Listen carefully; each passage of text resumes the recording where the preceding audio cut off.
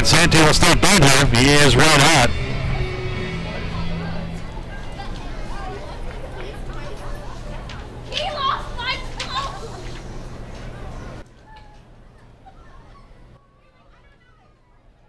First pitch here to Anthony. This one is a strike at the knees. No balls and one strike to count. Anthony, 333, no home runs and 5 RBIs.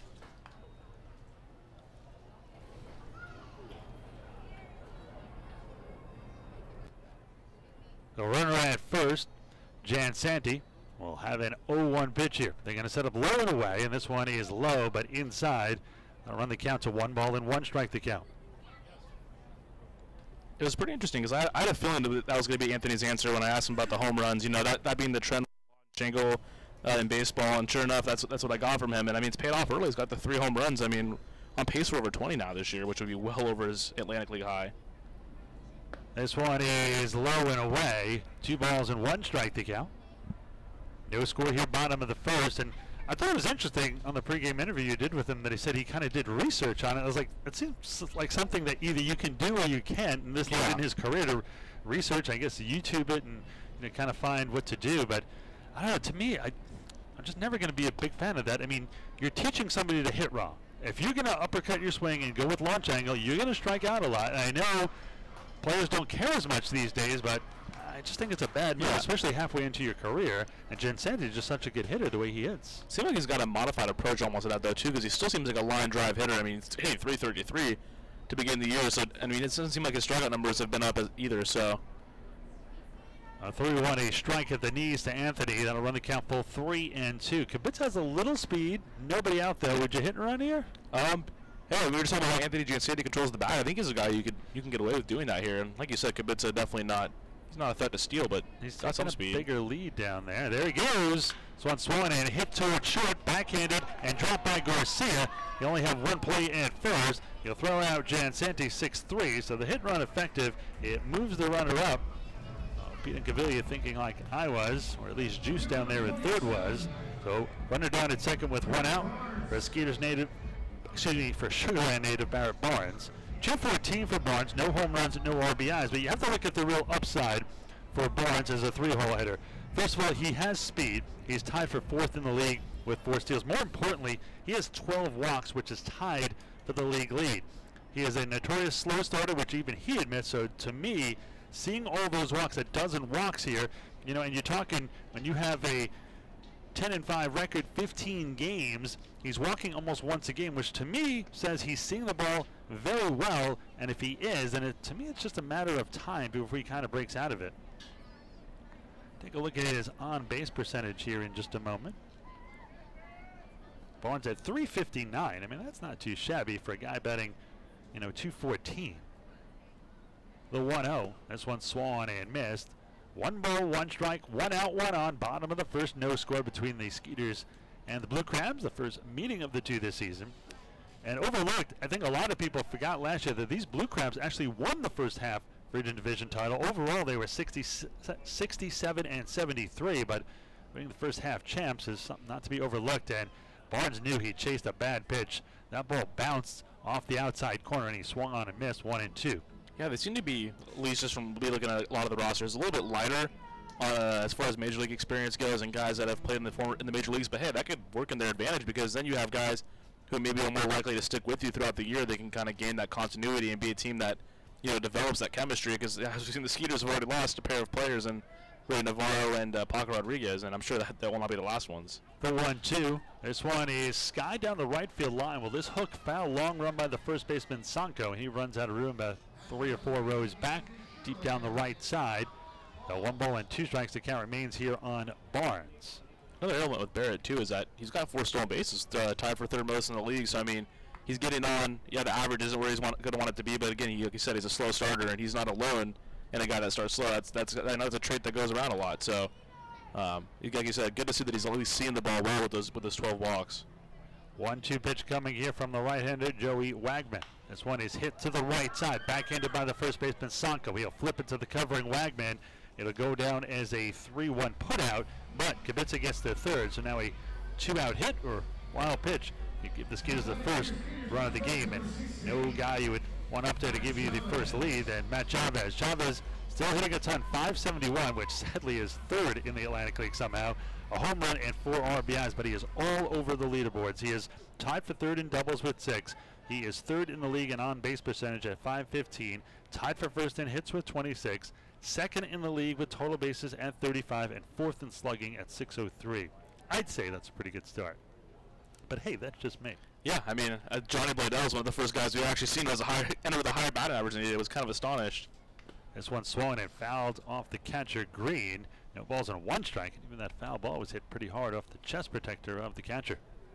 Yeah, a good sign with him, but something I got to know with talking with him is that when he was doing bad in pro ball, or affiliated balls, excuse me, it was that when he was trying to hit home runs, he was trying too hard. I mean, not that I'm sure he'd like to hit more home runs, but he's been hitting singles. You know, he's taking what the pitches are giving him, and that's a great sign, and that's a huge explanation for the batting average to start the year. The 0-1 is down low, 1-1. You mentioned Ray Navarro picked up Paco Rodriguez. I think that's actually, and give me your thoughts on this. Of course, you hate to lose guys like that, but any manager in the league will say that's what this league is for, to get guys picked up, get them back to the big leagues. But for Pierre Gauvin, that's a pretty good, recruiting tool, right? Hey, 2 guys in 2 weeks, and in Navarro's case, they only played 3 games, and Paco Rodriguez wasn't here long either. They got picked up quick as Chavez swings and misses, and you can tell how good Chavez is right now because he's swinging a ball a little bit high and outside, and even he knew that was not a good pitch to swing at, so he knows even when he makes a mistake right now, just really locked in. Yeah, but I guess to your point, I mean, I guess you could spin it either way depending on what side you're on. If you're on the Skeeter side, yeah, I mean, that's a great tool. It's like, hey, come here, look at Ray Navarro. He played here for less than a week, and he's already picked up by a big league club. So the 1-2, big bending curve, froze Chavez, catches the inside corner, and strikeout for Wagman, and the Skeeters leave a run. No runs, no hits, no errors, 1 man left on base. We are through 1 inning of play, and there's no score between the Skeeters and the Blue Crabs. So there I was, just minding my own business when a hit and run. This guy came out of nowhere, bam, and just kept going.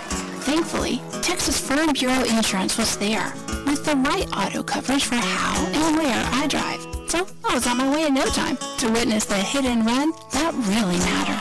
Now that's a moment worth covering. 877 Farm Bureau. Trying to plan a fun corporate or family event? Let us help. With our group packages here at Constellation, we have everything you need for fun, friendly, family, affordable entertainment. No matter what size the group, we have options for you, like our picnic plaza with our in-ground pool and even a 2-hour food buffet. The Skeeters can customize an outing to fit all your needs. To plan your event, call us here at 281-240-HITS or log on to sugarlandskeeters.com. Hey, what's for dinner tonight? That's probably the hardest question we all answer every day. May I suggest La Cocina Mexican Restaurant? Dine in or take away. They have the best Mexican food in the area, and it's all handmade from scratch. Try their famous street tacos. The Fiesta Packs are unbeatable, and delivery is provided. Located at 515 FM 359, or for even quicker service or reservations, 281-238-0872. That's 281-238-0872. Hi, I'm Kim Halstead with Coldwell Banker United Realtors in Sugar Land. Go Skeeters!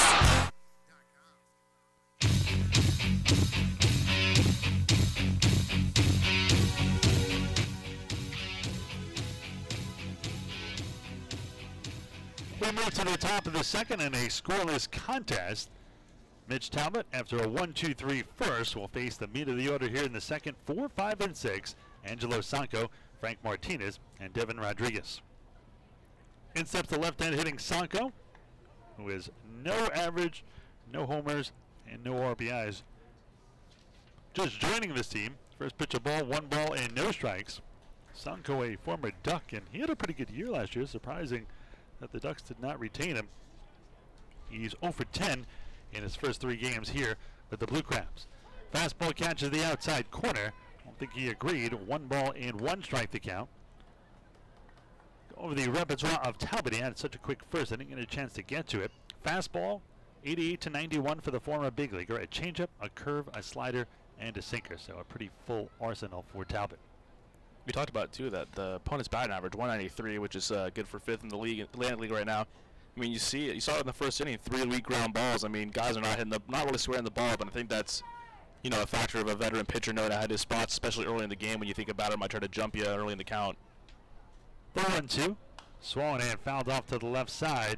Well, last year with the Ducks, he hit 263, 24 home runs, and 81 RBIs. I mean, those are legit numbers, and you wonder why he's not back there. Yeah, I'm sure Southern Maryland's not questioning that. They're probably happy to have him. I mean, just a few games into his Blue Crabs career, and he's already batting fourth for them, so a lot of faith being put into him. Yeah, it's not like he was with somebody earlier this season. He just was not playing anywhere. Southern Maryland scooped him up. He actually played for the St. Paul Saints for 3 years before joining Long Island last year, and that is their new park. It's supposed to be spectacular. I've never seen it personally, but nothing but good things. I mean, one of the probably top 2 independent parks in the country, and you can put this one up there with it as well. This one is chopped foul back and to the right of home. Count remains 1 ball and 2 strikes. Well, Sanko has 147 career home runs, 609 career RBIs, and a 273 batting average. I mean, kind of seems like the kind of guy you'd want as a hired gun. He has had 16 or more home runs in the last 4 seasons alone. And he had 29 home runs back when he was a prospect in the Dodgers system in Rancho Cucamonga. In 2011, he had 29 home runs, 114 RBIs, and hit 313. I know you've been to that stadium. That is a really nice park as well. Yeah, that's a beautiful one. The Quakes. The 1-2 here from the Skeeters right-hander. This one high and tight, 2-2. They had 2 mascots. So their regular-sized mascot called Tremor, and then a little one called Aftershock. Oh my goodness, that was unique. I mean, you got to do it. If you're going to be called the Quakes, you gotta fully lean in, gotta buy in. That's right. The 2-2. On the outside corner, strike 3. First K of the day, and there's one away. So 4 straight retired by Talbot to start this one. 1 out, none on, in a scoreless contest for Frank Martinez. The third baseman, 375. No home runs and 8 RBIs. The 375 average, good for 9th in the league.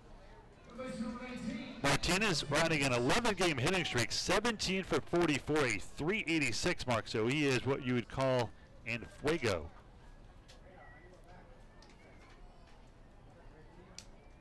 Let's see if Talbot can halt his streak here tonight. This one is fastball that misses outside. 1 ball and no strikes to count. Wind whipping up, blowing a little bit harder in from left center towards right. Only the left fielder, Barrett Barnes, now in the sun. Nice play by Talbot. A 1-hopper to the left side of the mound. Talbot fields his position extremely well, both him and Marshall. There's a 1-3 putout. Now 5 straight to start this one for Talbot. Yeah, good to see too. I mean, he got roughed up a little bit in his last start. The 4 earned runs were the first 4 runs he let up all year. But I mean, just ground ball to ground ball. And they're not making great contact either. It's not like these ground balls are being hit very well. Great start to the game for Mitch. In sub Steven Rodriguez, he was with these Blue Crabs last year, 298, no home runs, 5 RBIs. He is actually first in the league in doubles with 8. Yeah, Kyle Kapitza had a brief stay atop the leader list there. He was when he hit that double yesterday, he was the leader, and then Devin Rodriguez ends the day as the leader. Famous for 20 minutes at least. Rodriguez, a former University of California, Berkeley grad. He has not played very long. He's played in the Frontier League, the American Association, last year and this year with the Blue Crabs. This one, a little blooper into left center field, Rondon, and it's going to be the first hit of the game. It drops in front of outfielder Barrett Barnes in left. So 5 straight retired. That string is stopped. 1 on with 2 outs, and that'll bring in Corey Vaughn. Mentioned Corey Vaughn's dad is Greg Vaughn, and I have a feeling you know a little bit about Greg Vaughn and his 52 home run season. You didn't even mention, like I said, Corey Vaughn, just the San Diego State Aztec legend as well. But yeah, no, they're actually, ironically, coincidentally, I should say, honoring the 98 Padres. They honored him last weekend at Petco Park, and Greg Vaughn actually has a bobblehead giveaway that night. But yeah, good to see Corey out here with the Blue Crabs. This one is hit high in the air to left center field, and this one is going to be caught by Jan Santi. Got it running in towards the infield for the final out. So Talbot really on his game tonight after a little bit of a rocky start last time out. He's retired 6 of the first 7. We're in the middle of the second inning, and there's no score between the Skeeters and the Blue Crabs.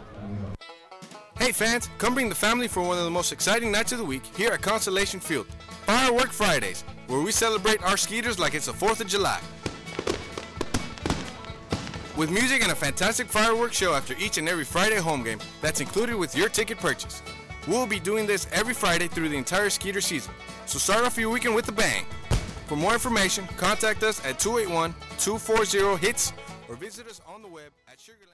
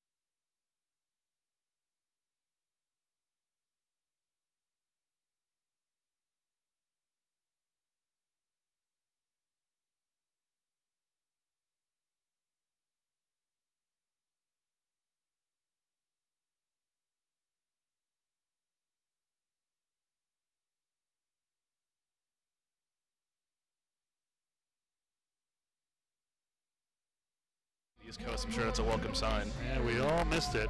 It's nice to go home again, but not when it's freezing. However, Cordero will step in a scoreless game here. Cordero, Courtney Hawkins, and Derek Norris will try to change that 5, 6, and 7 against the right-hander for the Blue Crabs, Joey Wagman. This guy is impressive with Coco. I was sorry to interrupt you. Good. He has 9 RBIs this season, but they've happened to get him in 9 separate games. So he kind of has got that. He's got that good stat line going where he has an RBI in 9 of his 14 games this year. So he's just moderation. He's a man of moderation. Call him Mr. RBI this year. First pitch here is a strike on the outside corner. No balls and 1 strike to count. Wagman, last time out, you talking about he's a converted reliever into the starting rotation. Well, I don't know how far he's going to go because the most he's thrown so far this year is 30 pitches. Yeah. He's thrown 1 inning, 2 innings, 2 innings, and 1 inning last time, and he's doing well. He's only let up 2 earned runs, and that was only in 1 of the starts. The other 3 he did not allow an earned run. Now, granted, it's 1 or 2 innings, but you got to think that he's not going to be around after this inning. Maybe they push him to a 3rd here, but you got to think that's probably going to be it if he goes 3. The 0-2 here to Cordero. Swung and fouled off to the left side. Count remains no balls and 2 strikes. That's not great news, too, for Southern Maryland either. Their bullpen comes into this game with a 6.45 ERA and 53 innings pitched. So Wagman with his 3.0 ERA is probably one of the better relievers out of their bullpen, which I'm guessing is why he got the starting nod today. But we'll have to see how that plays out because their bullpen's had a rough go about it. Well, their whole starting pitching not great either. I mean, as a team ERA, it's 5.82, and that is a distant last in the Atlantic League. This one hammered down the left side foul. I mean, the next closest team is the Road Warriors, and you know their struggles, and they have a 4.51 ERA, so you're talking a whole earned run and change better than the Blue Crabs here. I mean, yeah, you look at the drasticness. I mean, have your team ERA be over 5. That tells you something. I mean, that's a considerably bad start. I mean, that's like, you know, have your team batting average be over like 350. I mean, I'd almost put that on the same level looking at it from both spectrums. I mean, that's pretty nuts, even for just being the early part of the season. The 0-2 coming here to Albert. They'll set up low and away, and this one gets way too much of the plate. Off the mid of Wegman, almost took his head off and into center field for a base hit as Cordero hit a bullet up the middle. Wegman was lucky that he was in fielding position, otherwise that could have been dangerous. First hit of the game for the Skeeters. Both teams no runs, 1 hit, and no errors. Yeah, that location almost came back to haunt him in more than one way. I mean, that one buzzed the tower a little bit there. So in steps Hawkins, 440 for Courtney. No home runs and 6 RBIs. We'll step in here, and really the youngest member of the Sugarland Skeeters. This one is a little bit low. 1 ball and no strikes to count. So I saw he went yard over the road trip, I believe, in Lancaster. How far did that one go? Because I've seen Cordy take batting practice. He can hit him pretty far. I didn't catch that one on the feed. Well, Lancaster, the shorter wall is in left. This could be two as the ground ball hits the short. They go to second for one. They're really the first a double play. So unfortunately, a good start with the leadoff single, but it raced on a 6-4-3 DP and 2 outs. And no, he hit it a long ways. In Lancaster, it's that tall wall in right field and the shorter wall in left, but left field is deeper. The short wall is actually a lot closer, like at Fenway. So yeah, he hit it a ton. That'll bring in Derek Norris. His teammates call him Dino. 226 now for Derek. 2 home runs and 6 RBIs.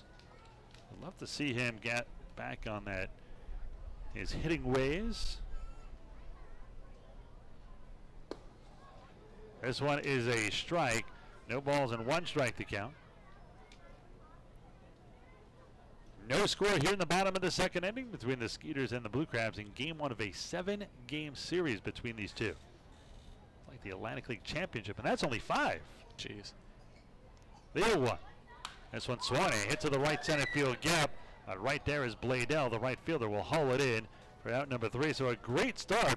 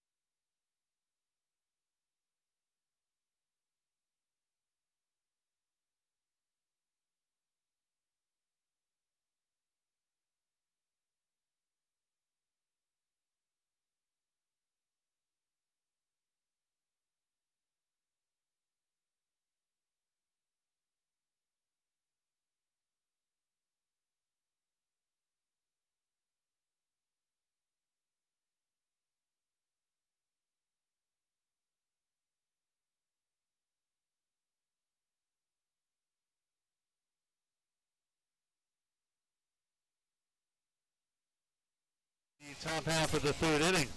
Skeeters and Blue Crabs are scoreless. Mitch Talbot back to work. He's retired 6 of the first 7 batters he has faced against Southern Maryland. Austin Green will lead it off here. Green's only played in 7 games this year, hitting .263, no home runs and no RBIs. There's one a strike on the outside corner. No balls and 1 strike to count. Both teams no runs, 1 hit, and no errors. Shade all the way across both the infield and outfield here. The 0-1. This one swung and chopped foul off of 3rd. Program reminder for you tomorrow. It is an early morning affair. A little bagels and baseball, if you will. An 11 a.m. start will be here on the air at 10:45. The 0-2 here from the Skeeters righty. This one swung and a little blooper again. Talbot will grab it on the mound. See, this is what I like. None of this, the pitcher runs from the mound like is on fire and somebody else has to catch it on the mound all the way from 3rd to 1st. Look at Talbot taking charge. I mean, I hope so. There wasn't much of a choice there. That ball kind of found him. And I mean, if he lets that run go, it's like a 12-hopper to Colin Walsh to second base. So, what is the deal with that in general? Pitchers vacating the mound like they've never fielded a ball in their life on a pop-up. You know, I mean, you're taught that at an early age to let the pitchers just get out of the way. Maybe because they figure with the when it's right to you, and when it's right there on the mound. That one. If you don't catch that, I don't see the logic in there. I guess for a high fly ball. I understand if it's varying off to the left or right, but if it's even sky high and it's right on the mound, why isn't that yours? Yeah, but you figure.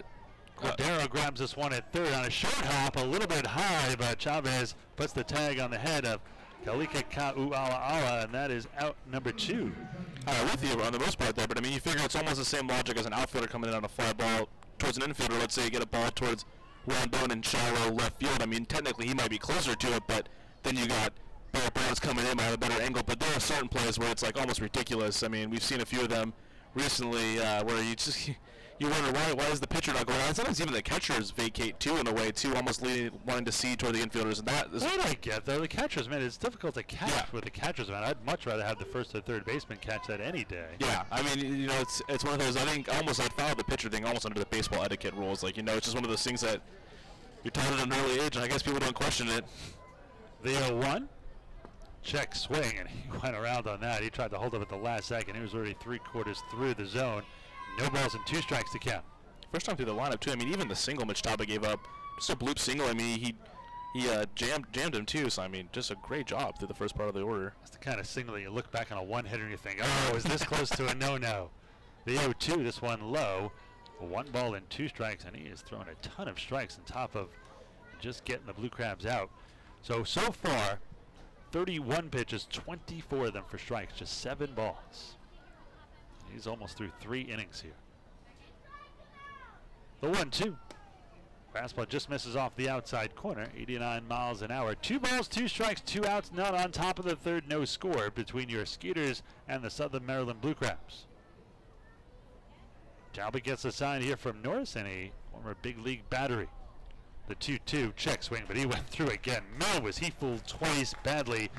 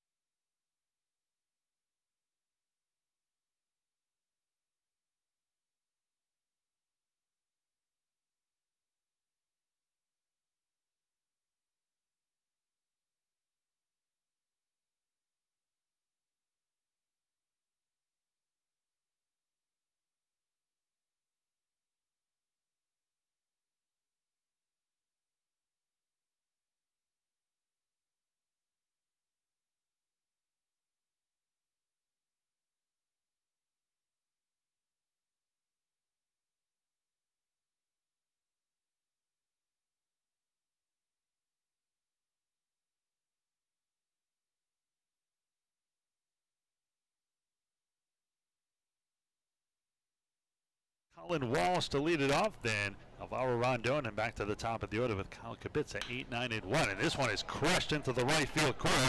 And Walsh is going to have himself extra bases. Around first, heading for second. Here comes the throw. It'll be late. A stand-up leadoff double here for Colin Walsh for the former big leaguer. And the Skeeters in business here with a runner in scoring position and nobody out.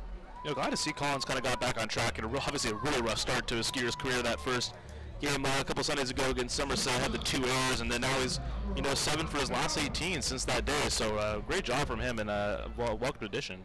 And the first double of the season for Walsh. Well, let's see if Rondon, who bats from the left side, either bunts here or pulls it to the right side. What would you do at Rondon, an excellent bunter? He always tied for the league with 2 sack hits, so I don't see why not. He's showing he can handle the bat, number 9 hole hitter. Let's see if he squares here. They're going to set up low and away, and he does square, and did he go through? Yes, he did, says the home plate umpire. He kind of put the head of the bat towards the ball and then pulled it back a little bit. It was kind of borderline, but once you kind of lean in, you've kind of swung through, if you will. No balls and 1 strike here on Rondon. Surprisingly, Frank Martinez at third, very deep. Does that surprise you? A little bit. Maybe just trusting his arm, I guess, a little bit, but that is a little surprising. Let's see if he squares again here.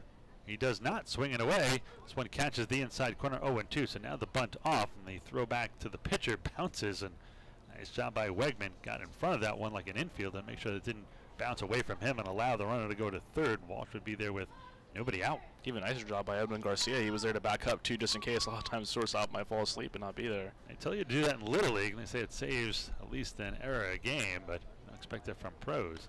This one is swollen and chopped foul. Just getting a piece of this was Rondon. No balls and 2 strikes to count remains here. Walsh goes back to second. Skeeters would love to strike first. And the numbers say it all about scoring first. When the Skeeters score first, they are 9-2. When the opponent scores first, they're 1-3. I'll set up inside again here on Alvaro Rondon. And this curveball on the outside corner. What a great bender. That's the second buckler we've seen from Wagman. What a good curveball he has, and that is a big out, number 1, his second strikeout of the game.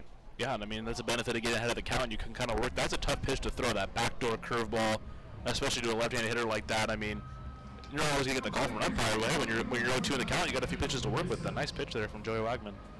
Well, back to the top of the order with Kyle Kibitz, who walked his first time up, and he has been Mr. extra base hit lately, so let's see if he can get the runner in very deep at second.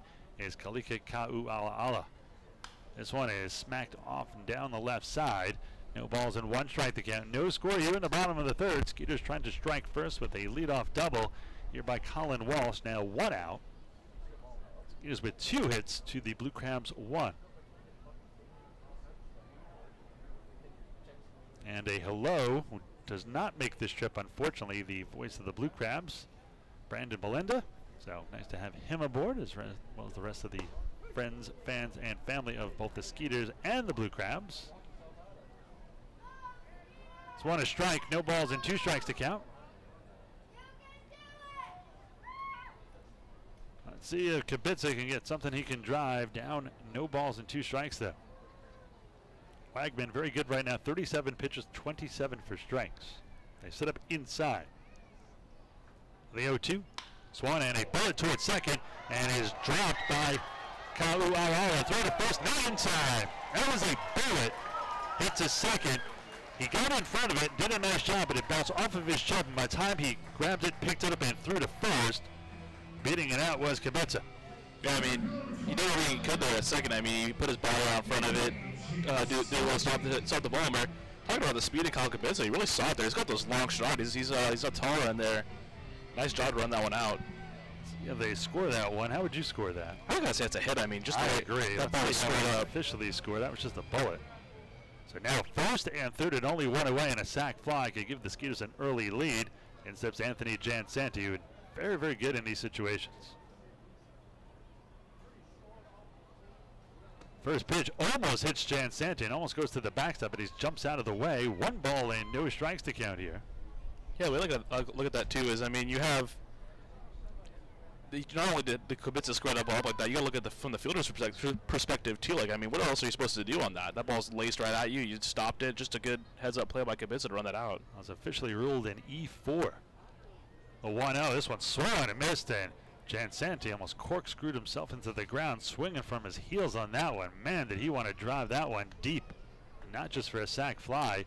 1 ball, 1 strike, 1 out. Runners on the corners here. No score here in the bottom of the third. Talking about doing some research on hitting over the summer. I wonder if he took a little Adrian Beltre seminar. That looked like the Beltre go to the knee swing there. He connected. I would love to see how far that one went. It's amazing how Beltre can do that from one knee. The 1-1 by Wagman. This one low and in. 2 balls and a strike here. Good hit and run count. I think I might risk it. Kibitza's got decent speed, stay out of the double play, and even if it's hit as in double play type ball to either short or second and run would score. It worked out when they hit and run in the first inning. Just Anthony hits it right at the shortstop, so not much you can do there. Let's see what they do here. Wagman holds. Kubica does not go, and this one is a strike on the outside corner as he paints the outside portion of the plate for a strike. Nice pitch by Wagman. 2 balls and 2 strikes here on Jansanti. 1 out, runners on the corner here in the bottom of the third, no score. It's the first bit of trouble Wagman's in. He's probably not going to go too much further out of this inning. There goes Kubica on a 2-2 pitch. Wow, a hit and run on 2-2. Don't see that very often. Yeah, I mean, you almost have to wonder too. I mean, me personally, I was kind of taken back by watching Kyle Kubica get down the line there. I mean, he was really busting it. I mean, he almost could just be a straight steal there at that point, because I think Kubica makes it there without even Anthony putting the ball in play. So you think maybe not a hit and run, and Jansanti just protecting on 2 strikes? Maybe that was a straight steal. It's almost up to tie, I guess, with 2 strikes. I don't know. That'd be a tough one to say, but Kubica's got some plus speed I did not realize. The 2-2 does not go this time. This one a bullet down the left field line, just foul. That may have scored 2 with Kubica getting a pretty good jump off of first. It'll be 2-2 on Jansanti, having a pretty good at bat here against Wagman. Another thing on Anthony too, we saw him bat in the 8 hole for the first couple of games of the season. Now batting at the 2 spot, tied for 5th in the league with 7 runs. So he's doing a nice job of getting on base, what you would hope from the guys at the top of your order. He hit so well. Pete was kind of thinking go through the lineup once, have an extra couple of leadoff guys, but he's hitting so well they put him at the top. They set up low and away here. The 2-2 on Jansanti. There goes Kubica, low throw, and this one is thrown into right center field, but is blocked on the base. Here comes the run home. Scoring from third, heads up Colin Walsh, and the Skeeters take a 1-0 run here in the bottom of the third. That was really heads up. The ball, which seemed to be going towards right center field, I don't know if they kicked off Kubica or the bag, but it took a right turn, but it died. And by the time they picked it up and threw it home, Walsh was already on the move, and he scores. I fear that definitely hit Kubica as he was sliding into the bag, kind of almost hindered there, because I mean that ball was ticketed for right center field. I mean Kubica's probably standing on third if that ball dodged him. That was not a great throw from Austin Gray behind the plate, and Colin Walsh still comes in easily. A stolen base for Kubica. This one is swollen and chopped toward short. Retreating is Walsh to throw to first. They get Jansanti, and that is the second out of the inning. 6-3 on the putout.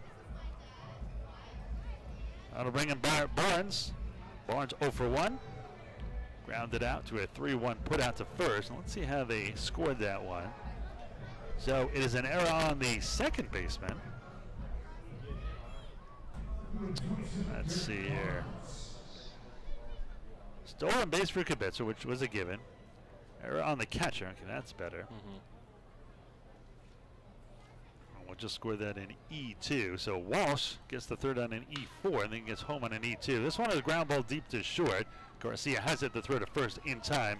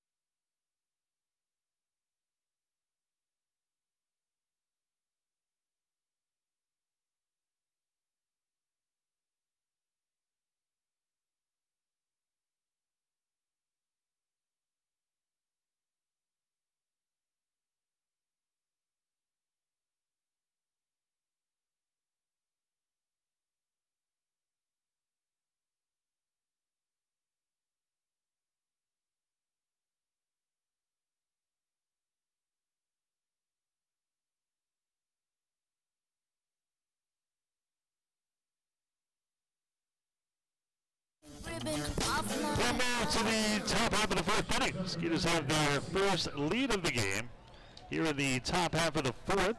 As Mitch Talbot has his first lead to work with, it'll be Edwin Garcia, Ryan Strasburger, and Angelo Sanko. First pitch here to Garcia, or a righty-righty matchup to Garcia, who's 0 for 1, is just a little bit low and away, 0-1. Garcia 260 in the 2017 season. Has struggled since. 167 in the playoffs last year. 205 this season. Swan a hit towards second, right at Walsh. Takes a nice short hop, throws it to first, and there is out number 1. That'll bring in Ryan Strasburger. We had pizza today, but Strasburger sounding very appetizing. I'd like cheese on my Strasburger. Yeah, we've seen Weisenberger, hamburger, Strasburger.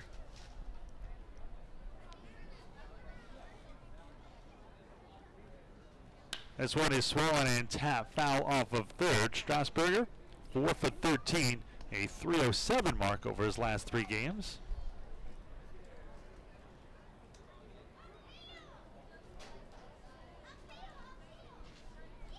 Skeeters up 1-0. They have 1 run on 2 hits. Southern Maryland, no runs on 1. Another good off-speed pitch by Talbot. Catches the inside corner and quickly ahead. No balls and 2 strikes.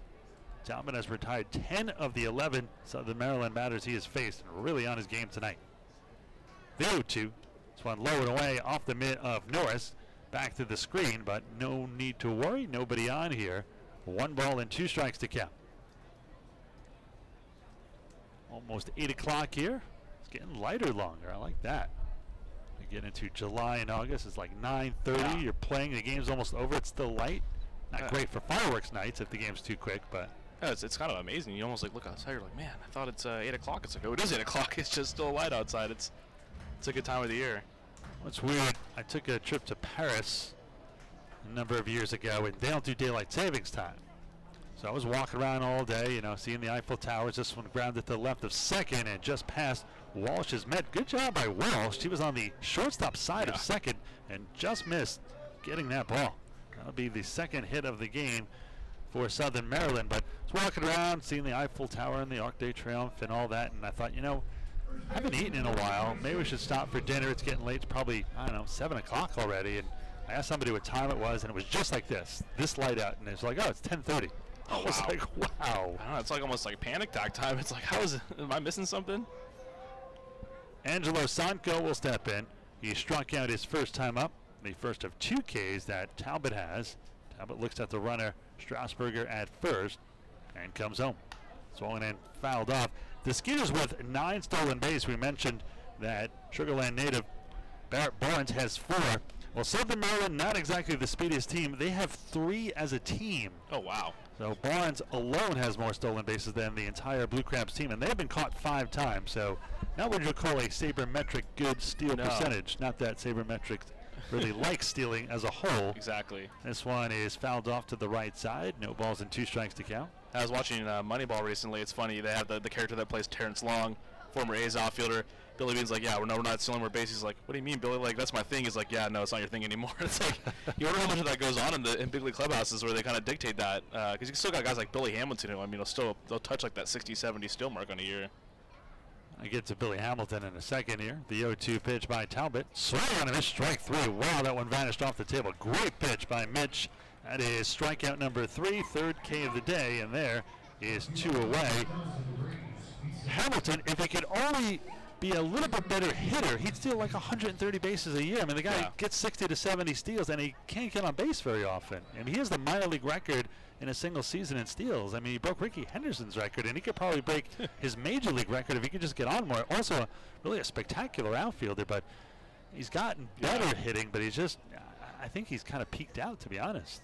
I'll save that old axiom that you use for base stealers, but yeah, I mean, it's almost kind of a bummer just because he does have a lot of trouble. And I think his biggest struggle, if I'm not mistaken, is his on base percentage. He'll still hit around the 250 mark, but his on base percentage is not anywhere near that 350 mark where you like to see it. And yeah, kind of a bummer when you can run like that. And another 215 start for Hamilton this year. I mean, his average has not been great. To what he's done over the first part of his career as Talbot throws it to first. The runner, Strasburger, gets back. So outside of his rookie year, which was 13 games, 250, 226, 260, 247, 215. You think if the guy could just hit 275, yeah, my goodness. I mean, he's stolen 56 bases, 57 bases, 58 bases, and 59 bases. That is 4 straight seasons of over 55 steals. Swanee is skied into center field. Jansanti with a late break, but has plenty of time and hauls it in for out.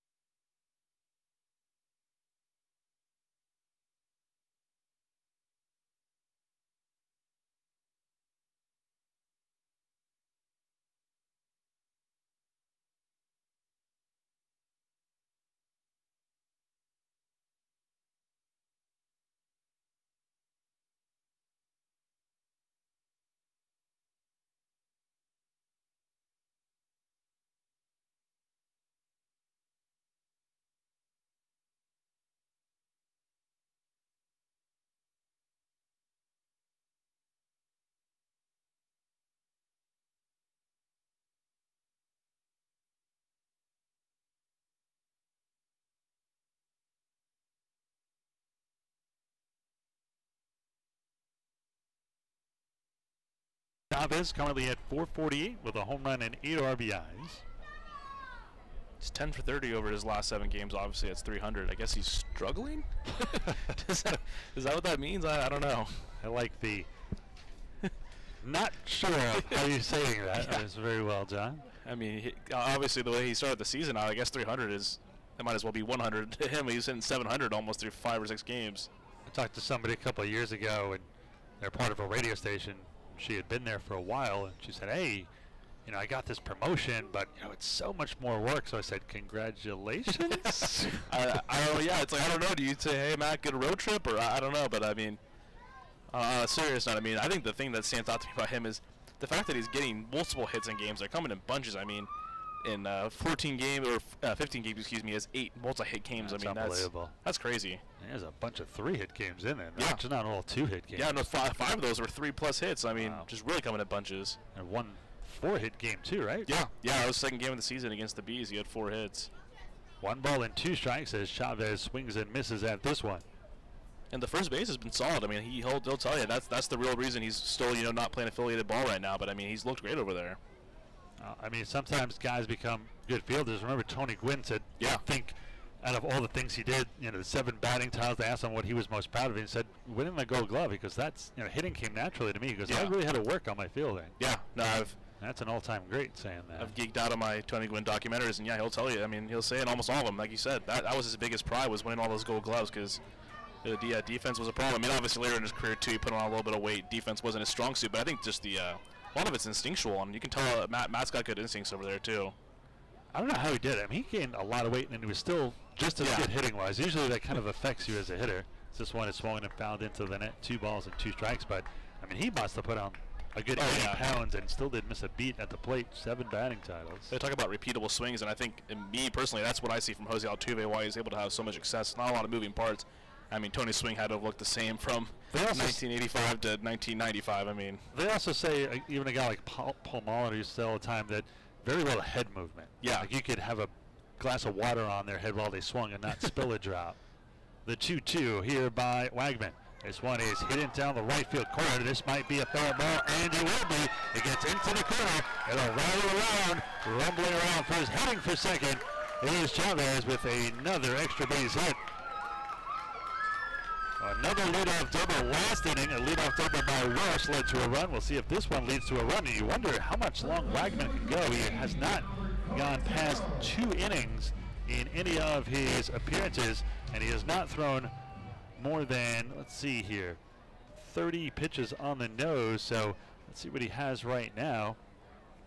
I'm going to say he's over 30 pitches at this point. Yeah, well over. He's got 38 strikes alone. 52 pitches so far. No action in the Blue Crab bullpen there. Crab Shack is empty. Sitting out there like they're having a campfire. There are no chairs out there. Looks like they're sitting on the... You know, no lie, a couple of years ago, it was very cold, and the Skeeters lit a little fire in their bullpen, and then the fire marshal had to shut it down. They were like, we're just trying to keep warm out here. That's great. The 0-1 here to Cordero, batting from the left side. The switch hitter so far today. He is 1 for 1 with a single. You know, with Wagman, it's not like he's a guy who, oh, he came into indie ball and now he's starting to be a reliever. I mean, out of 124 games in the minors, only 28 starts. So, wow. Yeah, this is kind of foreign ground for him. And yeah, now we're starting to see some bodies move around there. You got to imagine this will probably be his last inning, you figure, right? I would think so. I'm surprised he's even pitching in this inning. I thought 3 would be the max, but I guess since he hasn't allowed just the 1 run, they want to see how far he can go. And if you're going to be a starter, you got to continually push a guy. I mean, he's only thrown an inning or 2 innings in all 4 of the others. Yeah, I mean, I guess it works out in the Skeeters' favor, too. He's been one of the better arms of their bullpen. You got to imagine he's not going to be available till at least Wednesday or Thursday at the earliest. So you take one of their best arms out of the bullpen that's really struggled. Leading off second is Chavez, who got on with a leadoff double here in the 4th. 1-2 the count on Cordero, Mr. RBI. Let's see if he's got another one in him. They set up inside. This one slash foul. Skeeters third base coach Juice actually do a little fancy footwork down there. Of course, Juice's kids are both bat boys here. His older son Elijah and his younger son, which is named after him, Lincoln Gums the third. I just call him Juice Jr.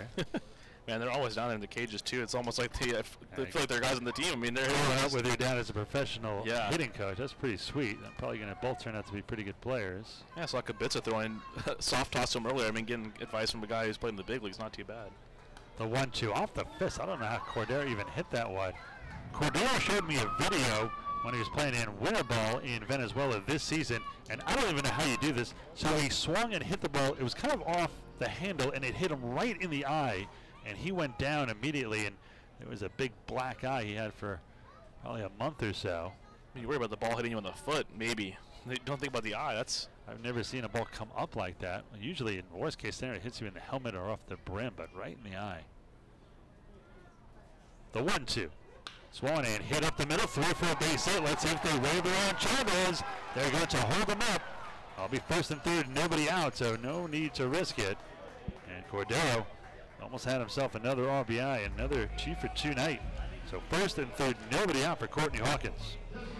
And it's kind of crazy. I mean, really, just with the start of Matt Chavez, it's easy to overshadow. But Coco entered 10th in the league and hitting 358, 2 for 2, 2 singles a day. I mean, he's having as good a start as anybody in this league, really. No doubt.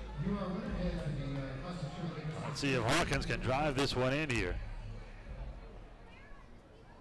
Plenty of power, too. I mean, you just figure Courtney kind of just a lazy fly ball from Courtney Hawkins is probably get you almost near the warning track with his power. So even with that kind of wind, looks like it's howling in from right field. This next pitch by Wagman will be pitch number 60, so you got to think he's almost out of gas here. This one is up the middle. That one getting it through for a base hit. Scoring easily from third is Chavez. Stopping at second is Cordero, and the Skeeters take a 2-0 lead. RBI number 12 on the season for Hawkins. You got to think he's done here. I mean, how much longer can you leave him in? 3 straight hits to start the 4th. So still nobody out. First and second, one in. Derek Norris will step in. Norris currently batting .220. No home runs and 6 RBIs. This may sound crazy, but would you have Norris bunt here? I don't think so. Only because he's struggling. I was going to say, only because you kind of seems like you have Wagman on the ropes here. Maybe, I mean, you got a really good hitter in Derek. he was seeing the ball really well before they went on the road. Yeah, he was. This one, Anthony's for a strike. Norris did not think so. Looked a little low. You were saying it earlier, I mean, just the way he ended that homestand, I really thought that he was going to catch fire on the road trip and kind of keep it going.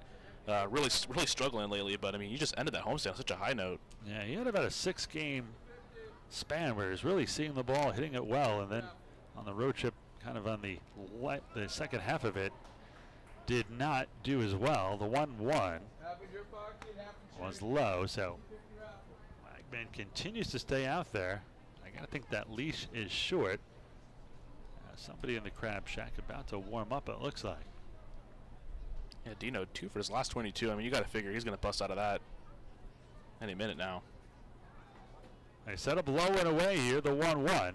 Swan had a ball down the third base line, a fair ball past the diving Frank Martinez around third. Coming at the score is Cordero. Stopping at third is Hawkins, a double for Norris, and the Skeeters with a 3-0 lead. So much for the bunt. Now listen to me. That is 4 straight hits to start the fourth, to start the bottom of the fourth for the Skeeters. And still, nobody throwing in the Southern Maryland bullpen, and nobody seems to want to come to this mound to at least give Wagman a little time out here. Yeah, I mean, they talk about pitchers kind of having to eat it and, you know, eat some innings, and it looks like that's what they're going to have Wagman do. I mean, the first game of a 7-game series, but yeah, you're right. You're surprised to not even see the catcher go out there, especially the way we're not very good about tallying those pitch mound visits either. Well, Colin Walsh, who's already doubled in this one, will step in, the switcher to batting from the left side. First pitch, a fastball strike on the inside corner. No balls and 1 strike to count. Yeah, at least for Derek Norris. I mean, he said 2 for 22 of his last 22. Make him count those. 2 of his last 3 hits have been doubles too. So if you're gonna only do 3 for your last 23, make him count with the doubles. Wagman's 0-1 pitch here to Walsh. They set up low and away, and this one misses off the outside corner. 1-1. Skeeters are up 3-0. They have 3 runs on 6 hits. The Blue Crabs no runs on 2. A pair of errors for Southern Maryland, none for Sugar Land. Now Wagman, I think he's going to take his own time out here as he takes his mitt off to tie his shoe, and you wonder if that's just a shoe tie that came loose or if he's actually stalling a little, wants to take a quick breather here. I wonder why the pitching coach hasn't come out, even if it's not going to take him out, just to give him a little breather. It looked like he looked over to the dugout too, kind of almost like asking for it, like, hey, you know, does anybody come out here and give me a breather, and to no avail. I'll set up inside here on Walsh. This one is a little bit low, 2 balls and a strike here. So a double by Chavez, a single by Cordero, an RBI single by Hawkins, and an RBI double by Norris. 4 straight hits to begin the fourth. Walsh, that open stance from the left side for the former big leaguer. The 2-1 here by Wagman. Swung in, hit down the third base line again. Another fair ball past the diving Martinez at third. This will get 2 this time. Hawkins scores. Norris scores. A stand-up double for Walsh, his second of the game. And the Skeeters now lead 4-0. Mr. Extra Base hit. Doesn't like singles. Well, he touched on it. I mean, man, he couldn't have had a, I mean, he'll tell you too. I mean, he couldn't have had a worse start to his Skeeters career. Went over his first 6, made a couple errors. I mean, just really done a nice job since then. So that's 2 doubles today. Entered 6 for 17 over his last. And finally, a visit to the mound here to give him a little breather. Now a lefty as action starts in the Blue Crabs bullpen. And looks like they're going to leave him in here. Well, a perfect segue here to This Day in Baseball History. Time for a little Baseball 101. This Day in Baseball History brought to you by Texas State Technical College in Fort Bend County. Make your own history by earning your associate's degree at TSTC. Visit tstc.edu to learn more. On this day, May 14th, 2009, the Mets collected a franchise record 7 steals and a 7-4 victory over the Giants at AT&T Park. Ironically, the team set the club without the help of sideline Jose Reyes, who's the New York Mets all-time career leaders in thefts. And that's a look at this day in baseball history, brought to you by Texas State Technical College. Well, in steps Alvaro Rondon, and he skies this one down the left side. This may hook into the seats long run, and it will get into the seats. Strasburg gave it a chase, but go near the picnic area. No balls and 1 strike here on Rondon. Kind of like Colin Walsh. Seems like Alvaro's seen the ball a little bit better over his last 4 games, 5 for 13. Scored a pair of runs, too. A guy who, I mean, can get in the lineup just strictly off his glove work, but he's sort of can handle the bat. Not a lot of power, but. Well, Rondon, a pretty decent hitter, just onto a little bit of a slow start. You can see it. He had a crushed what should have been double on Long Island. They called him out trying to hustle his second. I thought he got in there by plenty. The 0-1. This one is low. 1 ball and 1 strike. Skeeters with 5 hits to start the 4th here. They are now leading 5-0 here with a 4-run fourth. And Wagman, his next pitch will be pitch number 70, and he hasn't pitched over 30, so more than double what he's thrown. The 1-1. Swung and fouled off to the left side. 1 ball and 2 strikes here on Rondon. Now 50 strikes against 20 balls. And a good strike to ball ratio, but remember, hits are also strikes too. I don't see any way that he can finish this inning. I just don't. I mean, it's going to be 10-0 if they let him. The 1-2. Swung and hammered into left field, but playable. Strasburger there, and I'll bring it down in front of the warning track for the first out. Not a quiet out either. I mean, Alvaro struck that pretty well. So the 7th man to hit here in the 4th as we go back to the top of the order with Kyle Kubica. He has walked and reached on an error. He's also stolen a base. Kubica currently .349 with 2 home runs and 12 RBIs.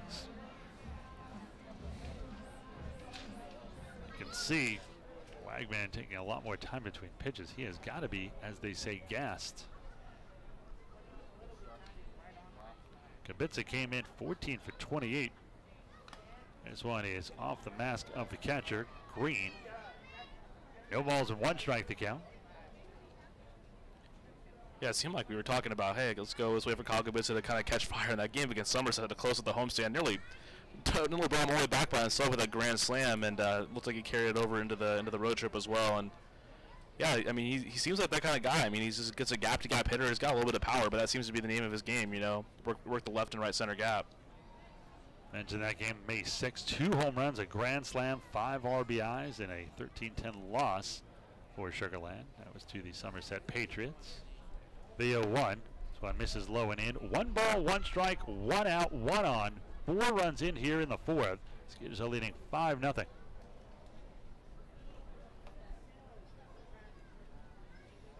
out to be a nice night here. Everyone's saying it's so hot, it's so humid. I don't see it. Well, yeah, I'm sure you don't come from Long Island. It probably feels like a nice temperate 7-degree day. The 1-1, a little bit low, 2-1. No, I definitely can't complain about the weather, although I might try being from San Diego, but it's been pretty mild since I got out here. Yeah, wait till June, July, and August. Yeah, I won't be singing that song. Nope. 2 balls and 1 strike to count here. Leading off second is Colin Walsh. Had his 2nd double of the game and drove in 2. This one is a strike on the outside corner, 2-2. You're talking about knocking out the inning. I mean, you're right on, because I mean, you got Kubica, Anthony Jansandy coming up, guys who were red hot of late. So I mean, this is not a part of the lineup. I mean, there's a really weak spot in this lineup per se, but especially not, it's not at the top of this lineup. But they've been getting on a base a ton. From an athletic family, and right here in Houston has a connection, as his younger brother Austin was playing for the Owls at Rice, a former 7th round pick in 2010. His brother was by the Pirates as a right-handed pitcher.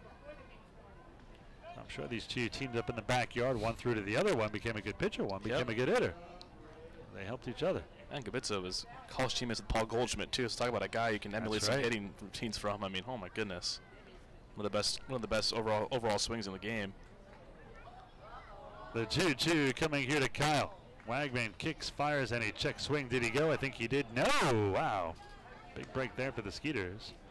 I'll run the count full 3-2. I'm going to wager to say if you do the slow-mo cam, that one, Kyle might have went on that one, but I'm impartial because I don't think there's ever really seen a guy be able to check his swing. 9 out of 10, it's usually a... And you know, you always hear these so-called rules that, you know, if you go through the zone or if you break your wrist, none of that is actually true. It's all opinion on the umpire's part. It's up to his discretion. The 3-2 misses outside, ball 4. Only the 2nd walk of the game for Wagman. As the 8th hit of the bat here, Anthony Jansanti will step in, and looks like that is going to be all here for Joey Wagman. Give him credit. He goes 78 pitches, and a guy who didn't throw more than 30 once this year, and 54 of them for strikes. So Wagman will exit, and really was taking one for the team there as the manager for the Blue Crabs, James Frisbee, removes him. We'll take a break. We'll find out who the new pitcher is here for the Blue Crabs when we get back here in just a moment. Skeeters already with 4 runs in there in the 4th. They lead 5-0, only 1 out still. Back here in a moment. Has your home or commercial insurance claim been denied or underpaid? At Morgan Elite Specialist Services, we know that the insurance claim process can be stressful. Our public adjusters have the experience to make this process as smooth, easy, and comfortable as possible, so you can get on with enjoying the things you're protecting. Learn more by visiting us online at messtx.com. That's MESSTX.com at 855-445-3404. We truly look forward to meeting you. Every Saturday home game at Constellation Field will feature a giveaway or a post-game concert for fans in attendance. Giveaway nights include such items as hats, SWATs and Star Wars bobbleheads, a Tracy McGrady bobblehead, and much, much more. While the post-game concerts feature artist A Sensation the Spasmatics, country bands with Roger Krieger and Jack Ingram, and even a Jimmy Buffett cover band. For a full lineup, visit SugarlandSkeeters.com for more information. Sugarland Skeeters, it's more than baseball. Are you buying or selling a home in Longmeadow Farms, Aliana, Waterside Estates, Pecan Grove, New Territory, Greatwood, or Harvest Green? Depend on Kim Halstead and Coldwell Banker United Realtors at 281-777-1907. A multi-million-dollar producer and Fort Bend County real estate expert, Kim is uniquely qualified with a proven track record of success and almost 20 years of satisfied customers. Kim Halstead and Coldwell Banker United Realtors, 281-777-1907.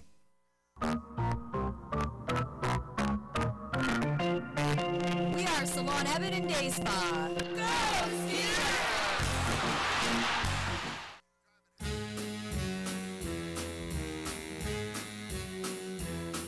Hit the road, Jack, and don't you come back no more, no more, no more, no more. Hit the road, Jack, and don't you come back no more.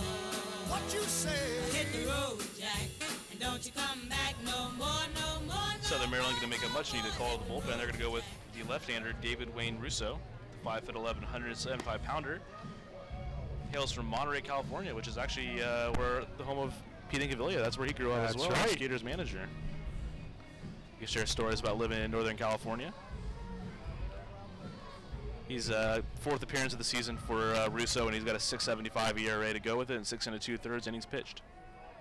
Well, the book is not closed on Wagman yet, but 78 pitches, 54 of them for strikes, 3 1/3, 7 hits, 5 runs, 4 earned, 2 walks, and 2 Ks. The runner at second, still his responsibility. Actually, the runner at first as well in Kibitza and Walsh.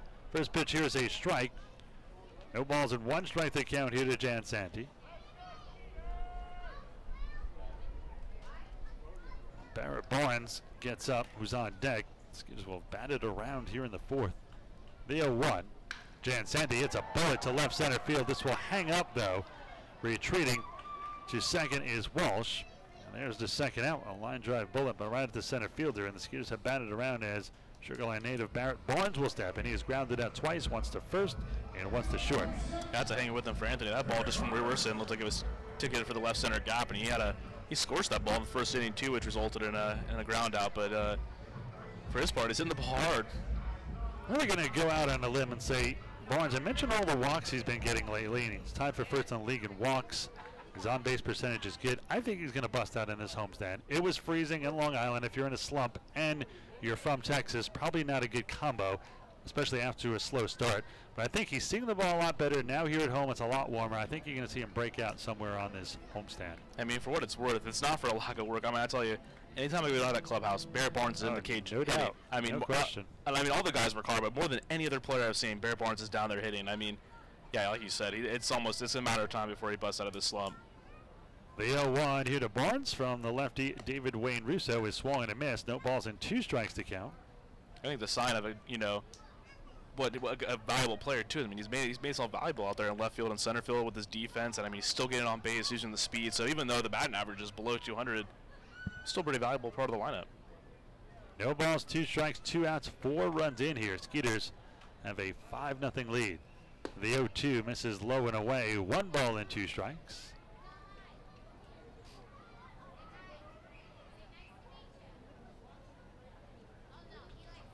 Russo, the southpaw, not a big guy.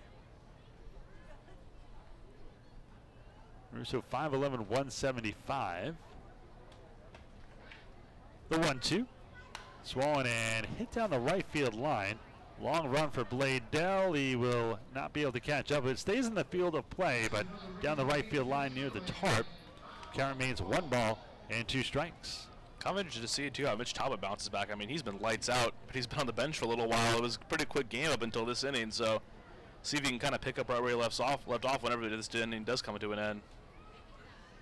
I guess you want the runs, but yeah. I mean, I don't know how a pitcher's thinking out there. Let me get back out there quick, but hey, wait a second, let me. He's just so economical too with his first couple innings of work. It's almost like you wonder how this layoff will affect him. This one low and in near the feet of Barnes. So 2 balls, 2 strikes, 2 outs, 2 on. Skeeters with a 5-0 lead with 4 here in the bottom half of the 4th. Russo, 27 years old, went to San Jose State University. Cali guys are all over the place, including right here in the booth, surrounded. This one is in the dirt. Last year he was also with the Blue Crabs, went 2-4 with a 5.26 ERA, in a course of 30 appearances. He's played in the Pacific Association and the Frontier League, as well as the American Association with the Texas Air Hogs. Lifetime 10-14, a 5.49 ERA and 2 saves.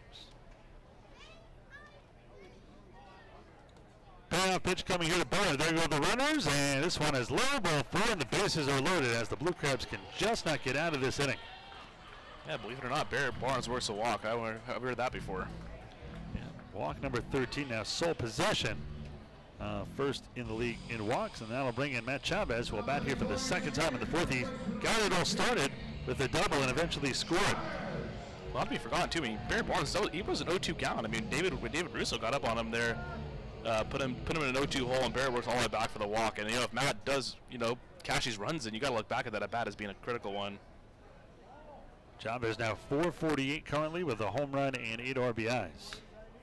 This one is roped foul just past the Blue Crabs dugout. Excuse me, on the left side. No balls and 1 strike here to Chavez. I'd give you the Atlantic Lake scoreboard, but this is the only game in town today. Everybody else is off. So you're stuck with us, I guess. Yes, indeed. No balls and 1 strike the count here on Chavez. As that slightly open stance from the right side stands deep in the box. This one, a bullet into left center field. That's a base hit. This is going to be 2 runs.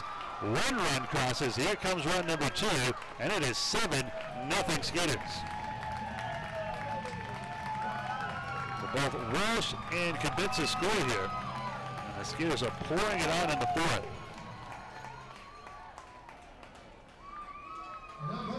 For Chavez, RBI number 9 and his 2nd hit of the inning. Might be an early candidate for player of the game. Yeah, familiar spot for him. That'd be number 3 since number 3 in these games at Constellation Field. But man, I'll give credit to Corey Vaughn. That ball was going to go for the gap too, and he did a nice job of cutting it off. I mean, he did. It's a little avail though. I mean, the 2 runs still come across, but I guess a silver lining if you're on the for the Blue Crabs. So 1st and 3rd, and it's up to Albert Cordero, who would turn around. He began the inning batting left-handed, now turns around against the lefty, batting right-handed. He is 2 for 2 with a run scored. Kind of interesting on switch hitters. I don't know if you saw it the weekend. Francisco Lindor, he got all the way to the batter's box, also a switch hitter, and realized not only did he have like the wrong helmet on the wrong ear hole side, he also had like the wrong shin pad too. So he had to go to stop the at bat and go get the right equipment. That was pretty funny. This one low it in near the feet of Cordero. 2 balls and no strikes to count. And Albert does rock the shin guard too, and he has the 1 ear hole helmet too. So he's got always remember that to grab the right one depending on what side he's batting. Skeeters with 6 hits and 6 runs here in the 4th. They lead 7-0. The 2-0. Swollen hit high and deep in the out of left field, going back to the track to the and just like that, it's 9-0. Cordero with home run number 3, RBIs number 10 and 11 as the Skeeters are pouring it on here in the 4th. A 7-run fourth inning. Not getting much relief there. You thought when they pull Wagman, get a little help from the bullpen. Not a great start for Russo. I mean, Giansanti, hit a rocket into left center. That was the only out it recorded, and now you got a double and an absolute moonshot, which landed over the Wells Fargo sign up there onto the blue little tenting out there in left field. It was a monster home run from Al Cordero.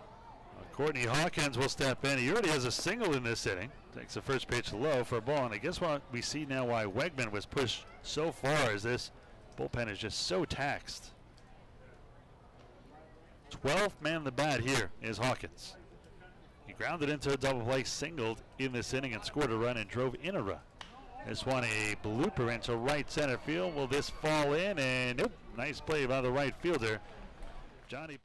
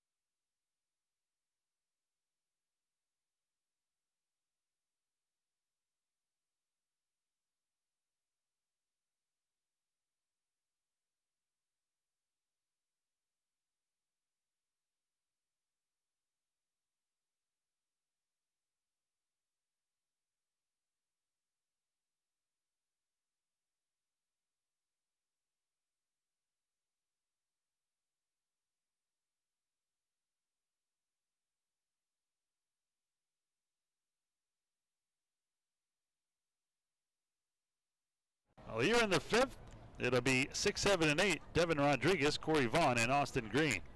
First pitch, a strike on the outside corner, 0-1. Rodriguez with one of the 2 hits for the Blue Crabs. He's 1 for 1 and a single back in his first at bat in the second. 298 coming in, no home runs and 5 RBIs. The 0-1. This one a little bit low and away. 1 ball and 1 strike to the switch hitting, to the left-hander hitting Devin Rodriguez.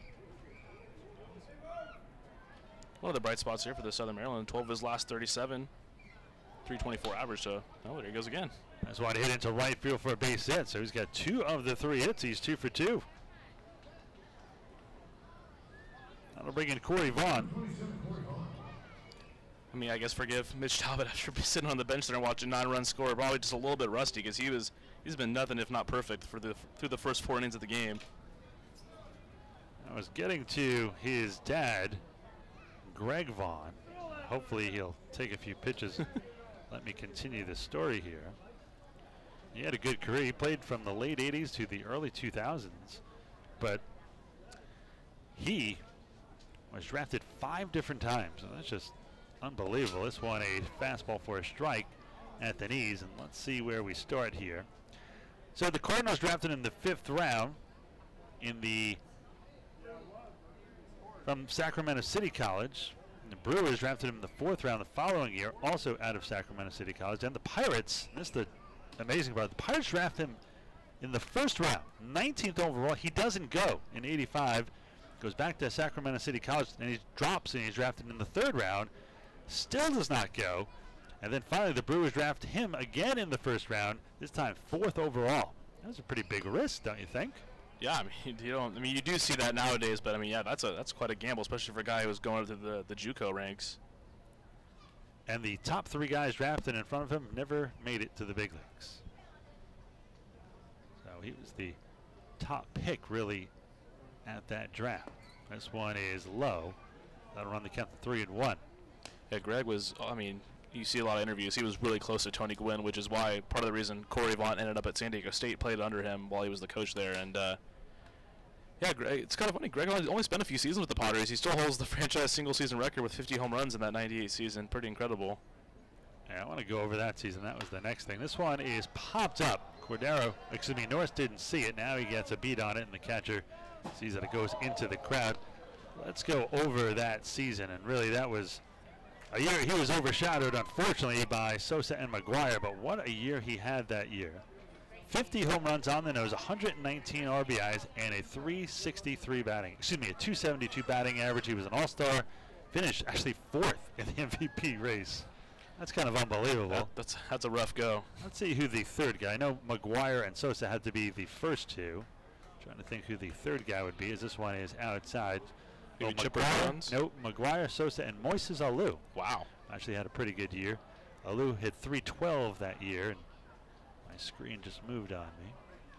And Alou had 19 home. Nope, I'm missing it. That is the American League. Is it move? Why did the computer move on you when you want to do something important? Let's see. Alou hit .312. He had 38 home runs, 124 RBIs. That's not too shabby.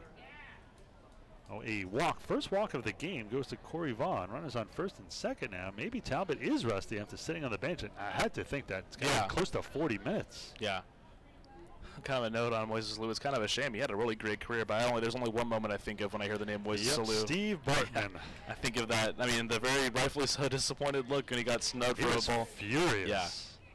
I've heard he's a pretty nice, mild-mannered guy, and they've actually made peace. The 2 of them. It's not like he holds that grudge, but in that moment, I'm sure he was not looking for peace. He was pretty upset. His dad and his dad's 2 brothers were the only time that 3 brothers played the outfield at once. Oh, wow. That's crazy. Yeah, Felipe, he was a manager for the Giants for a long time. I remember, being an NL West observer. The Expos. This one a strike on the outside corner. 1 ball and 2 strikes to count. I want to thank you very much for joining us here this season. Big hello to Christina, who's listening in on the broadcast. A big hello to her, as well as the friends, fans, and family of both the Skeeters and the Blue Crabs. So 2 on, none out here for Austin Green, who popped out to Talbot his first time up. Skeeters leading this one big. This one is hit high in the air to left field and deep. Barrett Barnes going back on the warning track, reaches up at the hole and hauls it in. That one just had enough to stay in the park as Talbot can breathe a sigh of relief here. A 1 out, 2 on, and intercepts Kalika Kau'ala. 13 letters, by the way, in his last name. Gesundheit. You're welcome. He spells his last name K-A-H-O-O-H-A-L-A-H-A-L-A. There's a rhythm to it. I mean, if you see it spelled out, it looks like, it's not like a crazy bunch of, consonants, no vowels. I mean, it's got a rhythm to it. It's just, wow, that is an armpit to armpit name if I've ever seen one. I've never heard it described like that either. That's up there with like Salsalamacchia in those ranks. When you see Saltalamacchia, you have no idea how to pronounce it. But once you say it once, you got it down. Get it. This one, no. You can do 12 times and get it wrong 12 different times. I was like the color guy in Major League when I had to go through the infield. I'm trying to say his name. I'm like, grab my notes. The 0-1. This one hit toward Tritt. This could be 2. Rondon to Walsh to Chivas, and there's a double play.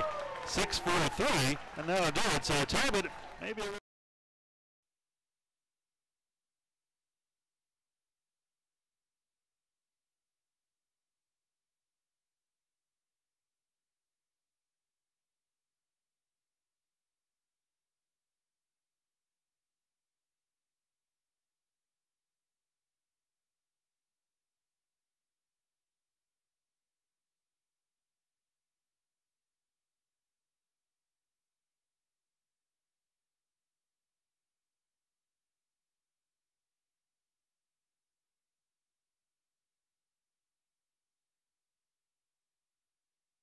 Skeeters.com for more information. Sugarland Skeeters, it's more than baseball. So there I was, just minding my own business when a hit and run. This guy came out of nowhere, bam, and he just kept going. Thankfully, Texas Farm Bureau Insurance was there with the right auto coverage for how and where I drive. So I was on my way in no time to witness the hit and run that really matter. Now that's a moment worth covering. 877 Farm Bureau. Hi, I'm Ira Laban, voice of the Sugarland Skeeters. Join me every Friday night to hear Skeeters Baseball live on Sweet 96, Sugarland's only radio station. Listen each Friday night when the Skeeters are both at home and on the road on 96.1 FM for the Friday night game of the week. Follow the drive for the 2018 Atlantic League Championship as the Skeeters and Sweet 96 team up for the first time. Sugarland, it doesn't get any sweeter!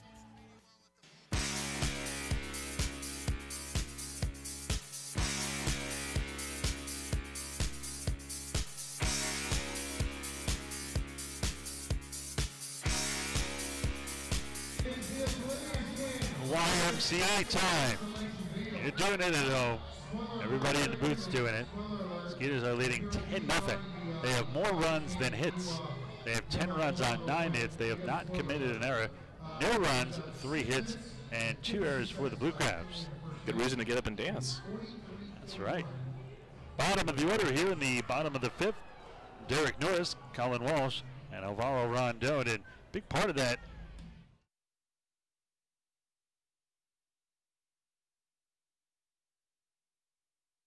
kind of set the pace. He also scored a run later in that inning. Maybe this will get him out of his slide. In steps the former big league all-star catcher, who's 1 for 2. He also flied out to right. First pitch high and outside. 1 ball in, no strikes. 87-mile-an-hour fastball. Russo so far 17 pitches, 9 for strikes, 8 for balls. The 1-0. This one swung and a miss. Good pitch there by David Wayne Russo as the ball dropped off the table there. 1-1. Yeah, it's really a plus that Albert Cordero's been so versatile, because that'd be quite a predicament you'd have if you had to decide between the way he's hitting and what Norris brings behind the plate, as well as his hitting. This one is down low. 2 balls and a strike here. Skeeters off to a good start here. And if they do win tonight, they'll take over sole possession of first place with the Barnstormers off. I'm going to go out on a limb and say, especially that gambling is now apparently legal in sports, I put a bet that they might win this one and move into first place. Yeah, well, I mean, bullpen's definitely faltered a little bit since that early success we saw with the Bees, but I mean, that would take a pretty insurmountable gaff there to get rid of this one. The 3-1. This one swung and hit out to right center field. And this one's going to be cut. Waddell, really smooth outfielder in right, glided over quickly. Made a very hard hit ball, looked like a routine out. A line out to the right fielder is out number 1, and that'll bring in Colin Walsh, who is 2 for 2 with 2 doubles, 2 RBIs, and 2 runs scored. Starting to see a theme here. Yeah, another guy too, like Coco, he had to bat in the left side for his first 2 ABs. Now we'll see him from the right side with Russo on the mound. Walsh now 261 currently, no home runs and 4 RBIs as this one is low and in. 1 ball and no strikes to count here. Well, I mean, this is important for the Russo and the Blue Crabs too. I mean, if he struggles, they have to go to a third reliever here. I mean, they're setting themselves up for a lot of trouble in this lengthy series. This one is low, 2 balls and no strikes. And the record is not pretty right now, 5-9 there, 4.5 games back of both the Barnstormers and the Skeeters. The 2-0 here to Walsh. This one misses inside, 3 balls and no strikes. Russo now more balls than strikes, 11 strikes, 13 balls. The 3-0 from the southpaw. This one a fastball strike on the outside corner. Walsh dropped the bat, was ready to take the shin guard off, but that looked like a pretty good pitch, and it was. 3-1. Good hitters count, though. They set up inside. This one swung and hit high in the air off the fists into left field. A rainmaker. And Strasburger brings it down in left. I shouldn't say the word rain, so plenty of that on Long Island. 2 outs, none on the number 9 hitter. Alvaro Rondon, and Rondon is one of 3 hitters who do not have a ticket to the dance. Man, Carl Walsh must have just missed that. That ball was hit way up there. That was, I mean, you don't want to reference the rain, but that was about as close as you can get to one. That was intense. Lefty-lefty matchup here. First pitch a strike on the inside corner to Alvaro. No balls and 1 strike to count. Gives the leading 10-0 here in the bottom half of the 5th inning.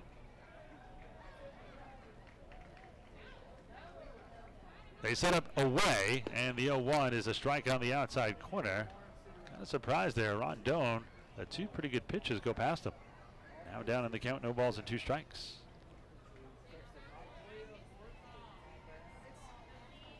Skeeters 10 runs on 9 hits. Southern Maryland no runs on 3. The 0-2 hit a Rondon. This one low and away in the dirt. They'll get a new baseball. 1 ball and 2 strikes to count. Yeah, so Alvaro and our newest Skeeter, Dennis Phipps, they both played together in the 2015 Laredo Lamers with Pete and Cavilla. So Dennis coming into some fresh faces, not totally new to the program here. Also bringing some of that championship team here to Sugar Land. This one a fastball on the outside corner. Strike 3. Great fastball. Paints the outside corner.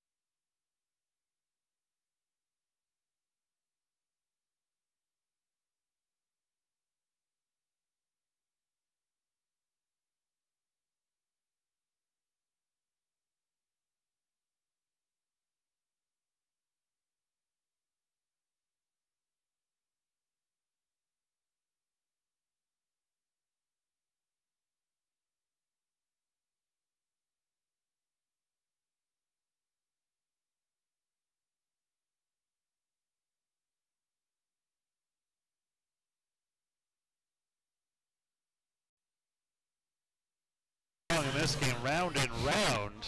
Skeeters have rounded the base pass quite a bit here. They lead 10-0 as we move to the top of the 6th. It'll be the top of the order. Johnny Bladell, Edwin Garcia, and then Ryan Strasburger. 1, 2, and 3. Bladell had a great series before coming here to Sugar Land against the Road Warriors, and 3 games against the Road Warriors. He was 8 for 14, a 571 mark. Pretty hot series, and came in batting .473. The 1-0 by Talbot. This one high. 2 balls and no strikes to count. Bladell 0 for 2. He is grounded out to short and struck out. Talbot has allowed just 3 hits. He has been Mr. Economy. Right now, just 62 pitches for Mitch. Hey, you think with a 10-run game, like, oh man, that game must be going on forever. Really, paces felt like a pretty normal game here because of what Mitch has been able to do for the Skeeters on the mound. I mean, outside of the 9-run 4th, the rest of the innings have gone very quick. Righty for Talbot. This one is high. Fastball misses. Seems like Talbot's throwing a little bit harder here. Yeah. You're back a little bit on that. I mean, you talk about this, what the bullpen is going to do for Southern Maryland, having to go to it so early. I mean, kind of the opposite here. I mean, Mitch Talbot, we saw Brett Marshall stretch out to 7 innings. Mitch has gone at least 6 innings. That was his most, but. This one down low, ball 4. Just the second free pass issued by Talbot. Now the second batter to lead off by getting on base. First via the walk. Last inning, it was Devin Rodriguez who led off with a single. Yeah, to finish that thought, though, I mean, Mitch is doing a great job setting them up for the rest of this week. I mean, 7 straight games, and he's already going to give you 5 as he's through 5 innings. But you know, keeping those Skeeters' arms fresh in the bullpen. So 1 on, none out. Edwin Garcia steps in. He is 0 for 2. He's grounded to short and grounded to second. This one a strike on the inside corner. The most pitches Talbot has thrown so far this year was his second start. Now in his 4th start, but 82 pitches in that second start. At 65 pitches right now here in the 6th. Depending on where he is, around 100. He could go the distance if he has some short innings. This one sky to center. Jan Santi, the Skeeters center fielder, in right center, will haul it in for out number 1. So 1 on and 1 out for Ryan Strasburger. Strasburger grounded at the second and singled. He's 1 for 2. Came in 271 with a home run and 8 RBIs. Strasburger currently a .396 slugging percentage. 125 points over his average. Oh, pretty good. Righty-righty matchup for Talbot. Big overhand curveball, just a little bit high, 1-0. Yeah, Mitch seems kind of like a pitcher you put in that area of a guy that could go a complete game. I mean, not a big strikeout guy. He's got 3 so far, but yeah, I mean, if you had to give me a pitcher on the staff who I'd guess would get the first complete game of the season, it would definitely have to be him. This one swung and missed. My memory serves me correctly. I think he had 2 last year, did he not? I'll have to dive back into the stats, but I'd buy that. You don't have to dive. You can go into the shallow end, put your feet in. This one is chopped foul off of third. Nice catch by James Frisbee, the manager and third base coach. So he's the first manager I've seen that actually goes over there and mans the third base box too. Do either Lancaster or Long Island's managers do that? This one high and outside off the mid of Norris. That'll probably be a pass ball as Bladell goes down to second. See, they score that one. I'm going to say pass ball for now. Skeeters are leading 10-0 here in the top of the 6th.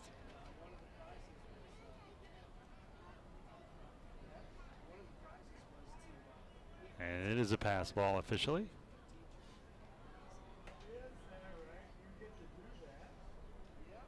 Two balls, 2 strikes, 1 out, 1 on. Skeeters with a 10-0 lead here in the top half of the 6th inning.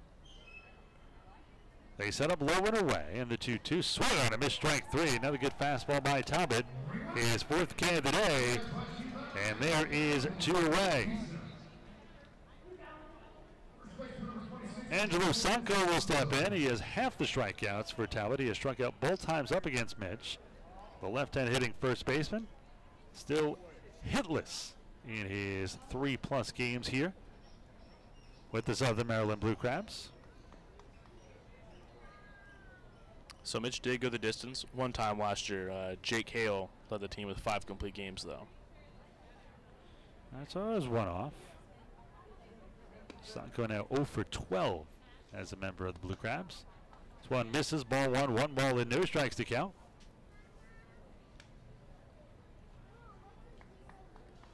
Now the Blue Crabs are hoping he gets that magic power stroke back.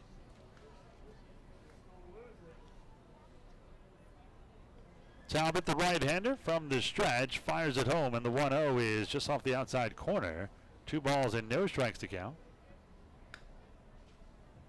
Yes, Angelo Sanko doesn't really fit the profile, but you expect him a power hitter. 6 foot, 190, not the biggest of guys. It just goes to show he's got a lot of engaging that lower half and got good quick hands. Second season in the Atlantic League, 10th as a pro. The 2-0.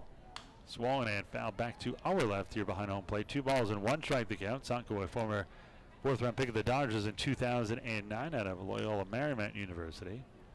Was a midseason and postseason All-Star in 2011 after he hit .313 with 29 home runs and 114 RBIs. Came to the All-Star team last year while with the Ducks. The 2-1 here to the cleanup hitter Sanko. Swung and hit high in the air down the left field line. Will Barrett have room? No, it's going to hook foul into the Skeeters Wells Fargo Picnic Plaza. So 2 balls, 2 strikes, 2 outs.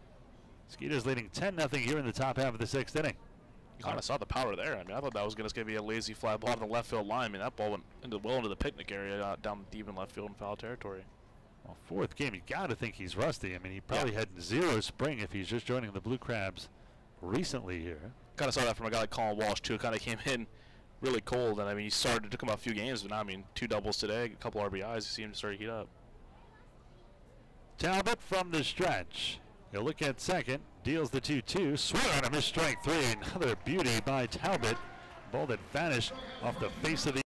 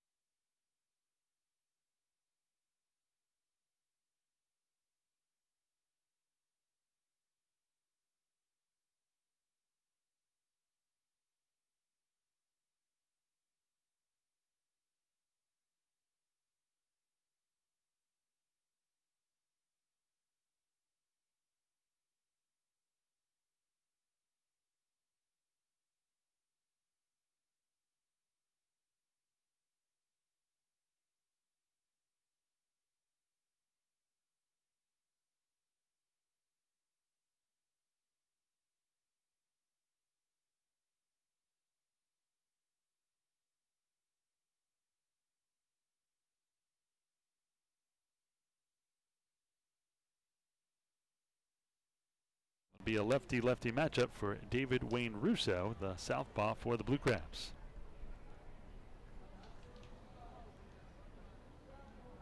They're going to set up outside on the first pitch, and this one low in the dirt, scooped out by Austin Green, the catcher. 1 ball and no strikes to count. Turned out to be a pretty nice night here. What is the temperature now here, Ryan? Let's see. 79 degrees. Wow. That is nice.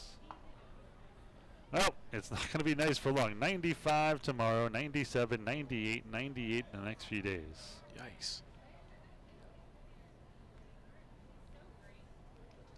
The 2-0 here from the lefty. This one swung and missed. Kibitsa swung over the top of that one. Trying to go downtown, even with his power.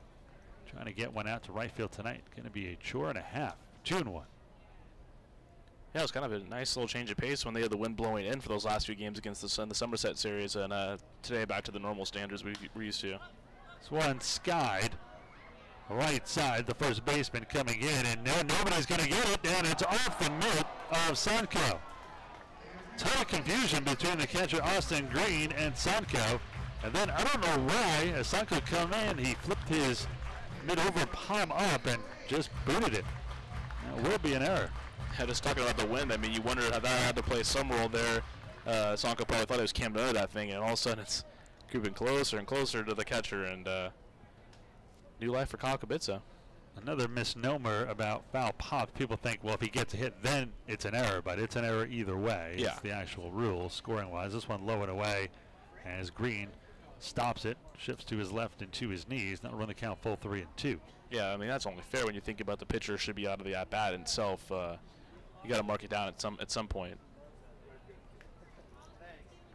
Lefty-lefty matchup here for Kyle Kibitza against the southpaw David Wayne Russo. This one is swung and a missed, strike 3. It's only the 4th time tonight the Skeeters have struck out.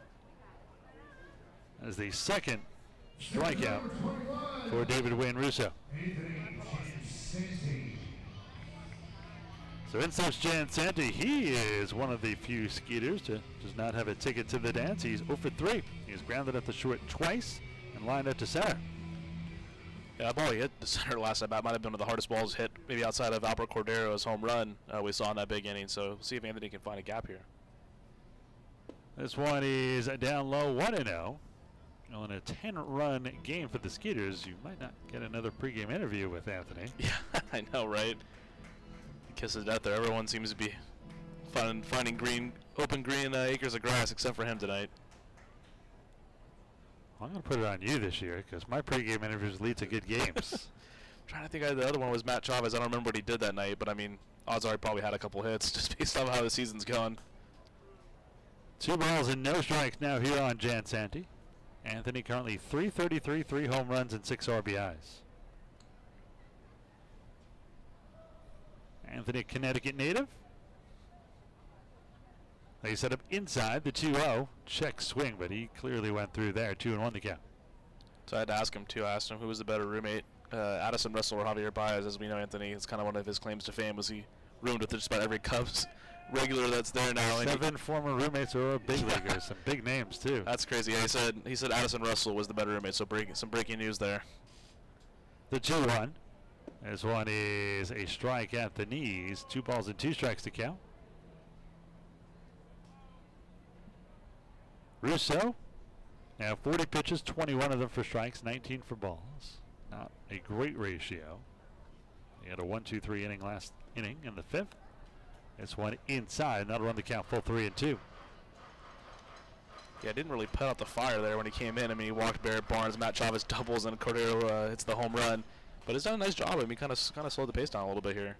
Oh, when the fire is blazing, it's hard to put it out immediately. Payoff pitch swung and a miss. Strike 3 is David Wayne Russo coming into his zone. That is 5 straight. He is retired now, including 3 straight strikeouts going back to last inning. You have to wonder, too. I mean, with the ball, they left Wagman out there, too. I mean, was there an option behind Russo? I mean, he might have been out here for a couple innings regardless of how this was going. That'll bring in Barrett Barnes, who walked again to add to his league-leading total now at 13. He's also grounded out twice and scored a run. He's 0 for 2.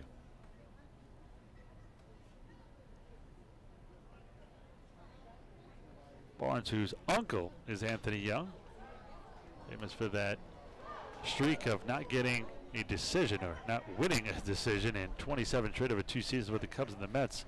Brought him to a lot of Astro games when he was with the Stros. I got to see a lot of baseball early. The 0-1, this one swung and hammered into left field, but it's going to hold up there for the left fielder, Strasburger, and that'll do it. 2nd straight 1-2-3 inning, and now David Wayne Russo has retired 7.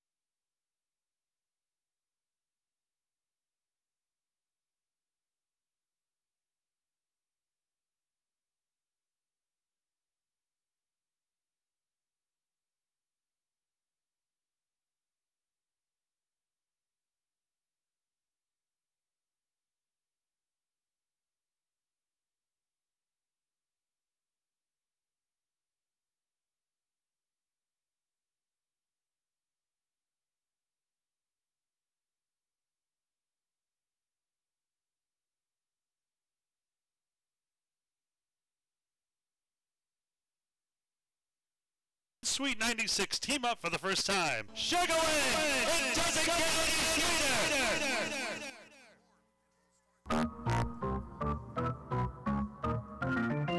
We are La Casina. Go Skeeters!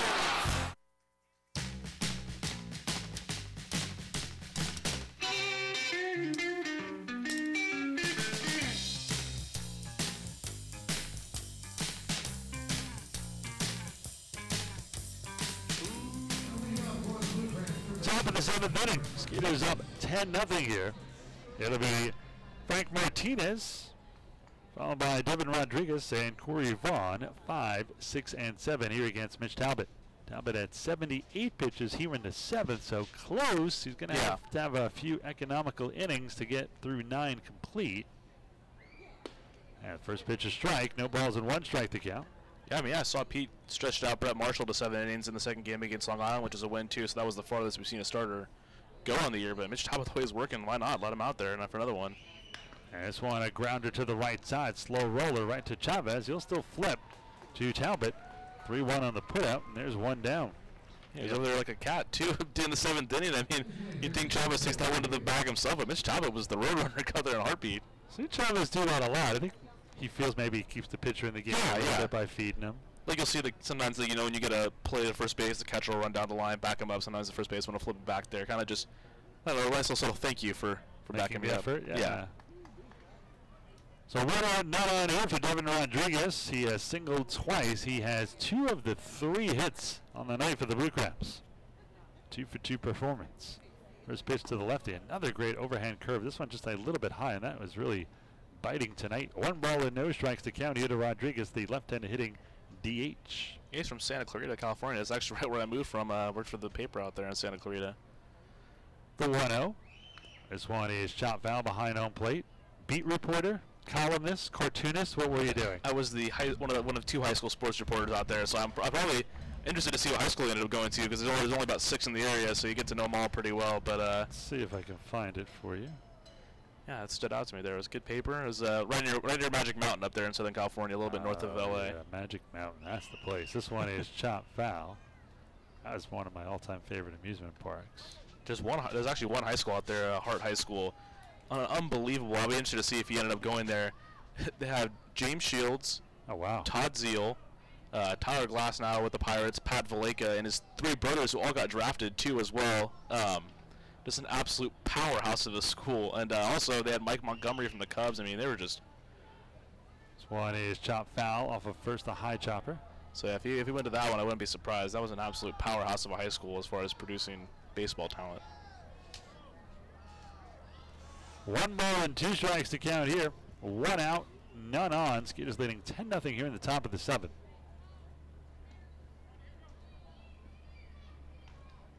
Yeah, if Talbot can polish them off here. The 1-2 by the Skeeters right-handed. Swan hit up the middle. Rondon there behind the second base bag. And a nice throw to first. What a play by Rondon. Oh, okay, yeah, looked it up. Yeah, you did. He, in fact, went to Hart High School, which I was telling you.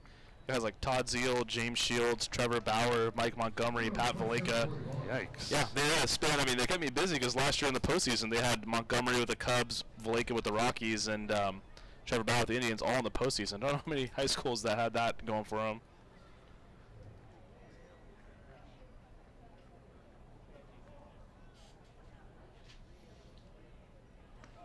So 2 outs, none on for Corey Vaughn. Vaughn has flied to center and walked. 2 outs, none on here. Skeeters leading 10-0 in the top of the 7th. And that overhand curve has been devastating by Talbot. Catches it again on the outside corner, 0-1. 10 runs on 9 hits for the Skeeters. No runs on 3 hits for the Blue Crabs. The 0-1.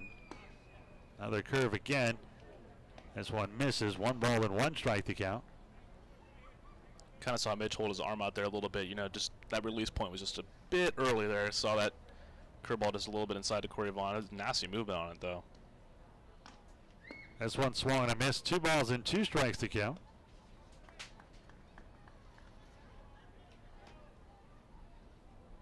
Talbot just catching and throwing here. He's just waiting for Vaughn to get back into the box. It's going to be a fun night for the fielders, too. I mean, you know, he's pitching to contact and just keeping everybody involved. This one swollen and fouled straight back.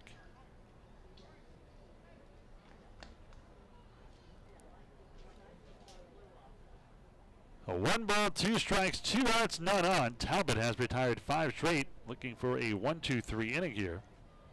He has only had 1. That was in the first. This one hit towards third, foul.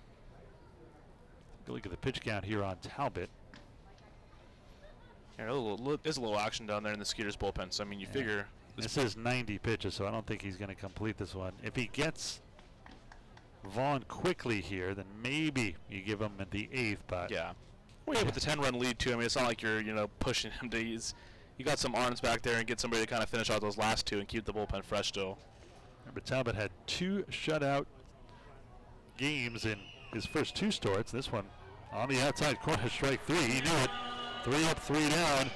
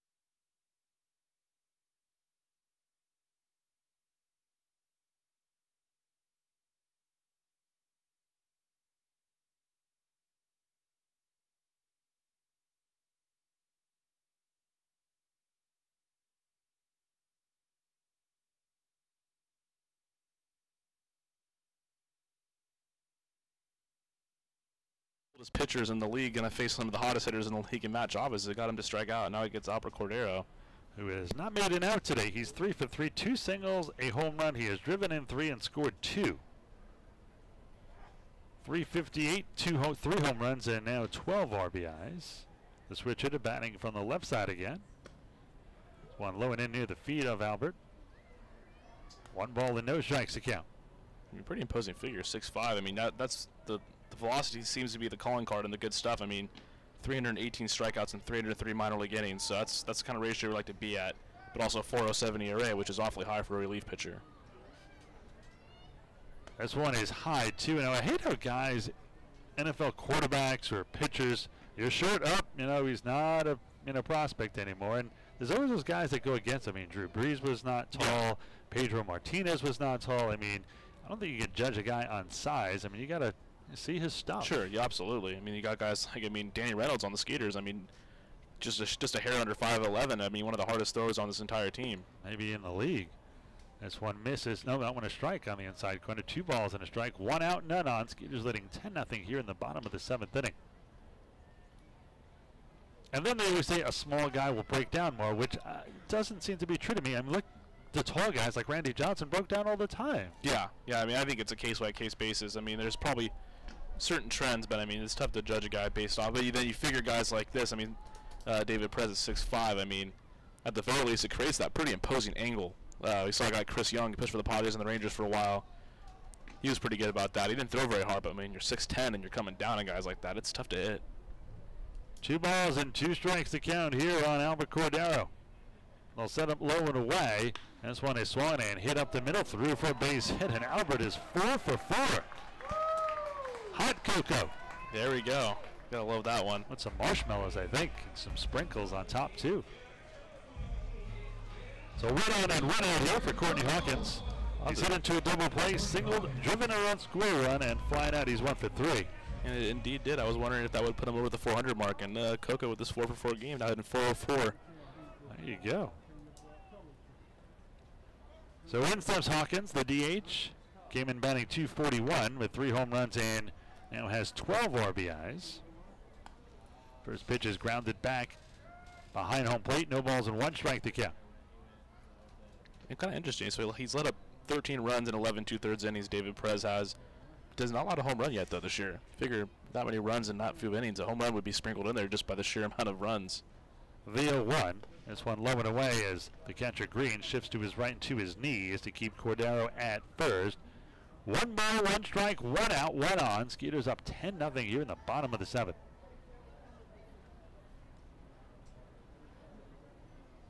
The right-hander, David Perez looking in for the sign. They're going to set up inside, and the 1-1. This one low and in, gets away momentarily from Green, but just a few feet to his left. No advance by Cordero. Skeeters tomorrow in, again, an early morning contest, 11 a.m. They will send out right-hander Matt Sergi, who's no record and no ERA, making his Skeeters debut against Casey Delgado. 0-1 with a 5.40 ERA. Sergey, excuse me. Yeah, Matt, one of the few guys, along with Matt Chavez, who came from that Wichita Wignuts team for the American Association last year. With Matt Chavez tells us anything, he set a pretty high bar for his fellow Wignuts teammate. The 3-1 here. This one swung and chop foul off of third, 3-2. I would say hit and run normally, but it's going to be considered running it up here. If you run, you might get a ball at your head the next time out. Yeah, and these guys see each other for 7 days straight. Setting that precedent on day 1, not a bright move. That's why it comes to nice having a guy like Pete Gavilia, so much baseball experience. You know that kind of stuff isn't going to fly with him. And you know if they got runners on at third that they would go station to station Absolutely. and hold them up, which I always think is good sportsmanship. This one is swung and a missed at a ball low and away. Perez continues to deal here.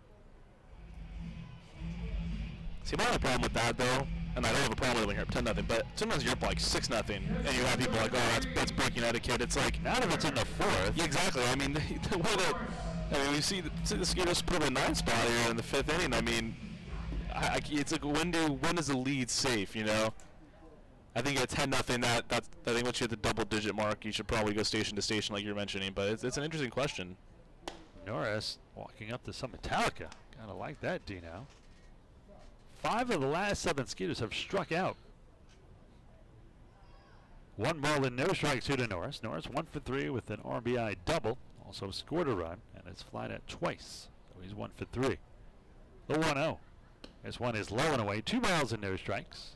Dino looks like he could be maybe a frontman for Metallica too if all else fails here. He's got the big beard. He kind of seems like a rock and roll guy. Gonna go out on a limb and agree with you. Norris from Kansas. I gotta think he probably is the some country. Yeah. This one misses inside. 3 balls and no strikes. He was back in his younger days, the Kansas Gatorade Player of the Year, which makes him the best player in the state. It's gotta be a pretty good feeling when you're in high school. I mean, they deem you in any sport the best player in that sport. I mean, that's pretty incredible. The 3-0, this one inside, ball 4. So Norris seeing the ball well here tonight with a double and now a walk. 2 on, 2 out here. As Colin Walsh will step in, who's been Mr. Double today. 2 doubles, 2 runs scored, and 2 RBIs. He flew out to left his last time up. So he's 2 for 3. Skeeters with a 10-0 lead, and that might be all for Perez. James Frisbee out. I'd be surprised to see him come out here. He struck out 2. You don't want to tax your bullpen anymore. It's already as taxed as it could be. Unless he saw something, but you don't really want to talk mechanics here. Nope, just a quick chat. Yeah, it's kind of an interesting mound visit. I mean, he struck out 2 of the first 3 batters he faced. Nobody warming up in the bullpen. It's not like he's stalling for somebody to get up. I mean, yeah, he did just walk Derek Norris there, but I mean, his command's been pretty good. I mean, from where I'm sitting here, yeah, like you said, it must have been going over maybe like a sign with the guy at second base now. Maybe maybe, yeah. Like a first line after. That's right. He is deal. new here, so maybe he didn't know the signs. First pitch from Perez. This one gets past the catcher on an inside pitch. Both will advance, so I guess they missed the signs there. That should be a wild pitch, I gotta think. I'm gonna put it down as a wild pitch for now, and the Skeeters with a chance for more runs here. Second and third with 2 down. Yeah, it's not a comfortable sign. I mean, you have to imagine the Skeeters probably knew exactly why they're going out. You finally get the guy to second base, and they're obviously going to go over the signs, and first pitch is a wild pitch. It's not a great feeling. The 1-0. This one foul into the net. Just to our left. 1 ball and 1 strike to count. That is a wild pitch.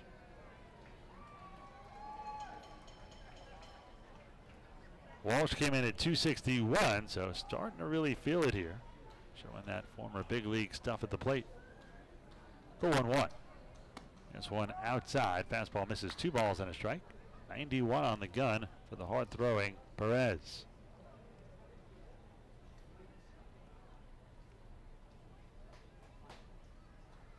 Down at third is Cordero. At second is Norris. They set up away. The 2-1 swung and a miss. 2-2.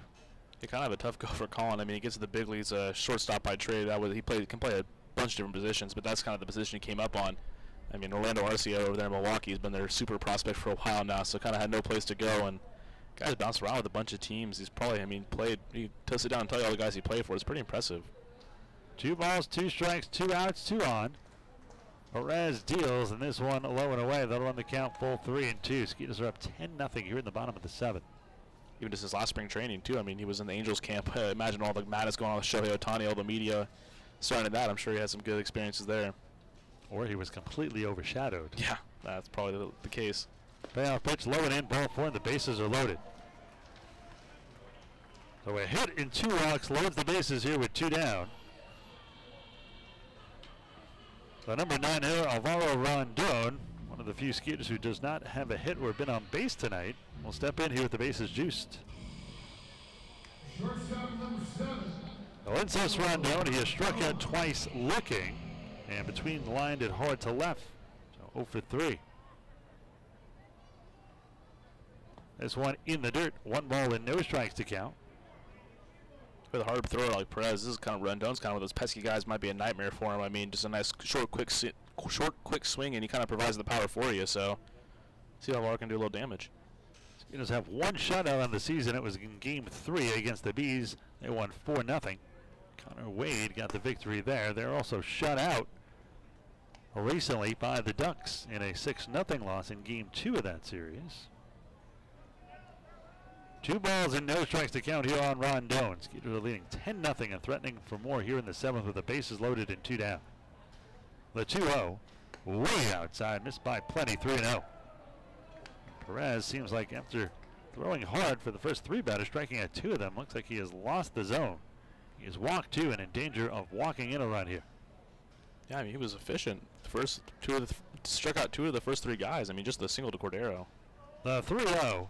This one is strike, 3-1 to count. Rondon had to take at least 1 there. Oh, yeah. I might even take another one here. What do you have to lose? You're up 10-0. It's an RBI too there for you if you let that one go by. The 3-1 by the right-hander. This one is on the outside corner, strike 2. Rondon was ready to throw the bat away. That'll run the count full, 3-2, so the runners will be in motion here. 3 balls, 2 strikes, 2 outs, bases loaded. Skeeters up 10-0 here in the bottom of the 7th.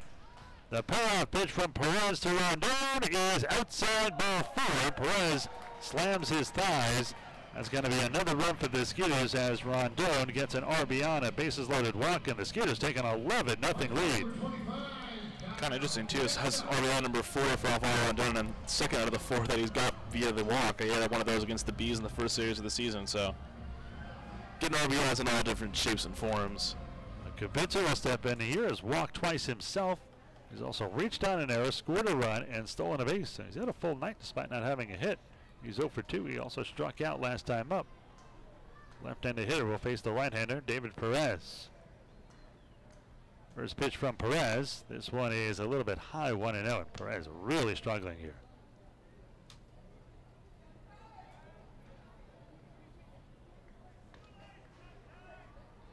Perez a long look in here. This inning that started off so promising has become lengthy quick. This one is strike. His strike to ball ratio is not pretty. 14 strikes, 18 balls. Skeeters 11 runs on 10 hits. They have not committed an error tonight. No runs, just 3 hits and 2 E's for the Blue Crabs. The 1-1. Swung and missed. Kind of a half swing there by Kubica. Nope, excuse me, 1 ball and 2 strikes to count. That swing tells you anything. That slider must be pretty nasty. That you could tell that thing kind of just dropped off the table there at the last second.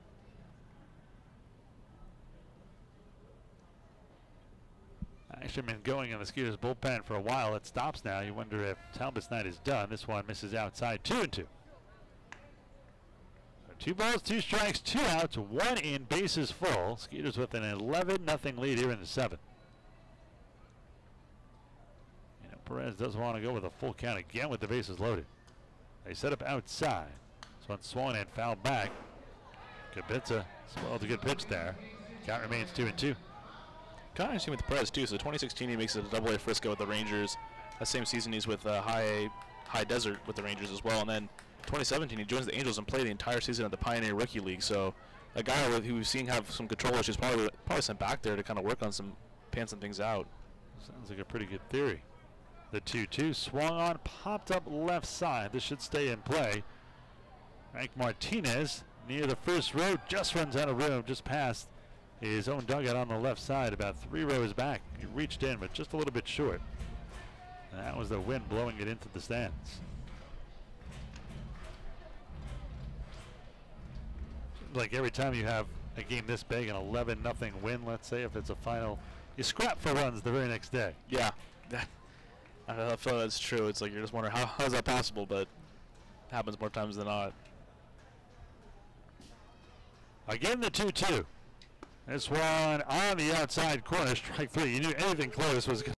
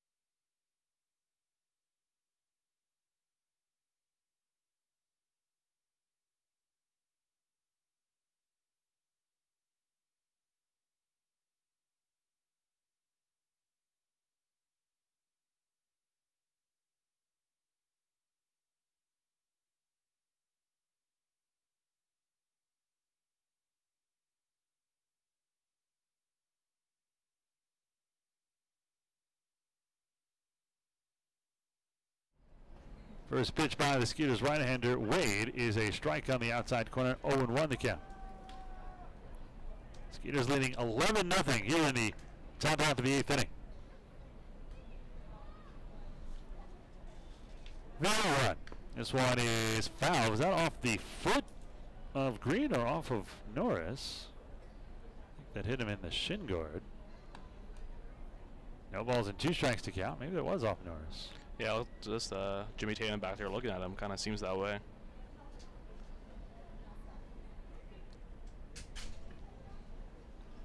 Get you the numbers here on Talbot right after this pitch to Green. The 0-2.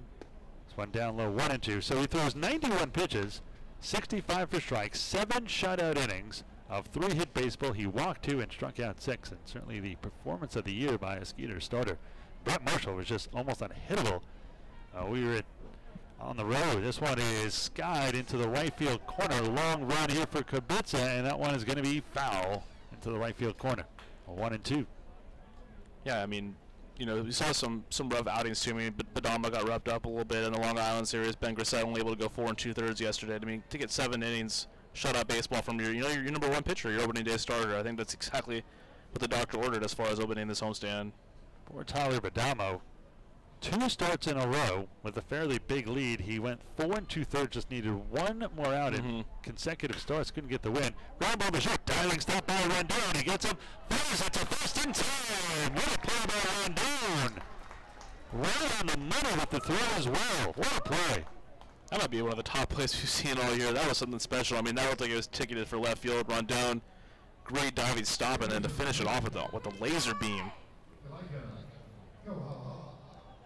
Kalika will step in. He is grounded out the third and hit into a double play. He actually played in the North American League and played for one of the Hawaii teams. No big surprise there. I mean, he is from Hawaii.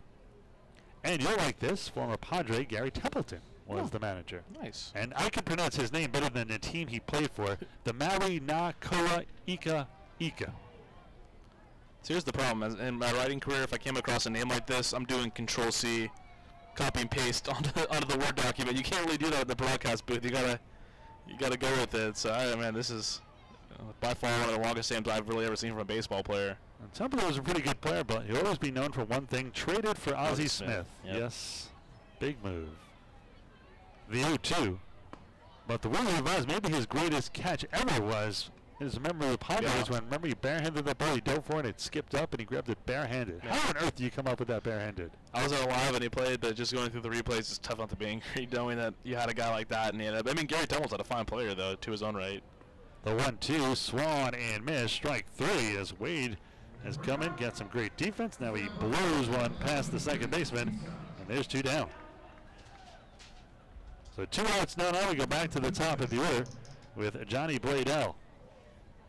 Sounds like he should be a superhero or something. Like that's his, what do you call a guy when he's not the superhero? His the sidekick? No, when Clark Kent and then he's Superman. Oh, his alter ego maybe, or something like that. There's another word I'm looking for there. First pitch to Bladell in the dirt, scooped out by Norris. 1 ball and no strikes to count. Alias, is that what you're looking for?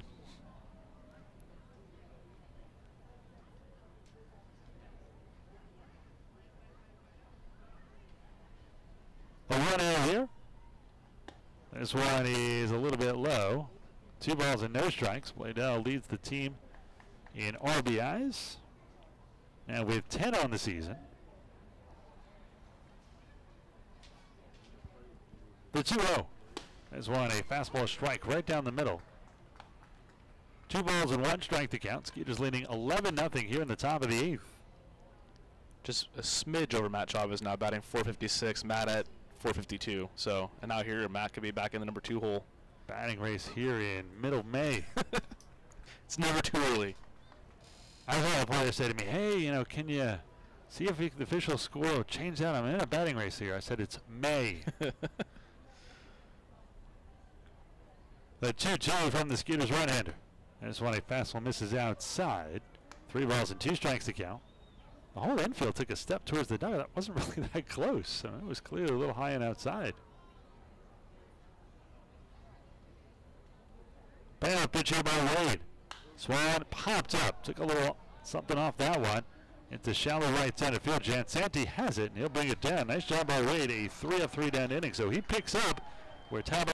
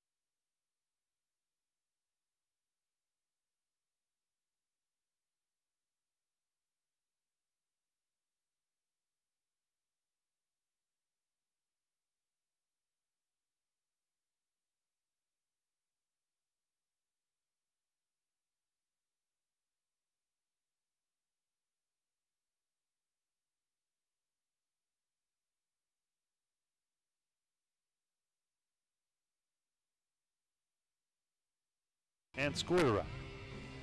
They'll bat here with the Skeeters leading 11-0. And a nail biter. He said it might not be a picnic for him. It could be a picnic. Somebody could find the picnic plaza again. We saw Cordero already go out there in the deep left field earlier tonight. Well, in steps and Jansanti, excuse me, not Kubica. This one a strike on the outside corner. No balls and one strike to count. There's 3 former first-rounders we got here today. Shane Watson on the mound, Barrett Barnes, a former first-round pick of the Pirates, and Courtney Hawkins, the 13th overall pick of the 2013 draft from the White Sox. Want a strike on the outside corner, 0-2.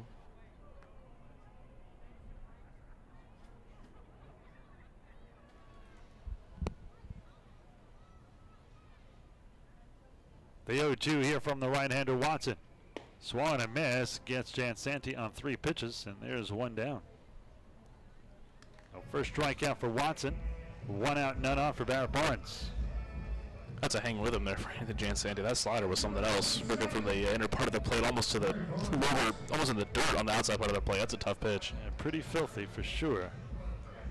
1 out, none on for Barnes. Now, if you're Barnes, you've been walking a lot, you're seeing the ball better.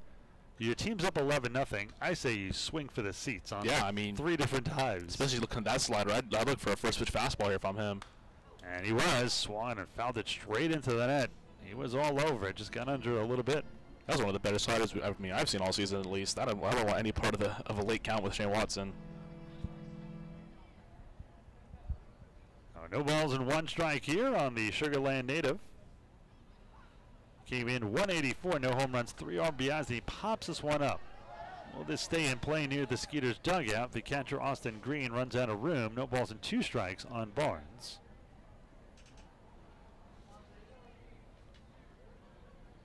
Skeeters 11 runs on 10 hits. They have not committed an error. They Southern Maryland no runs on 3 hits, and they have committed a pair.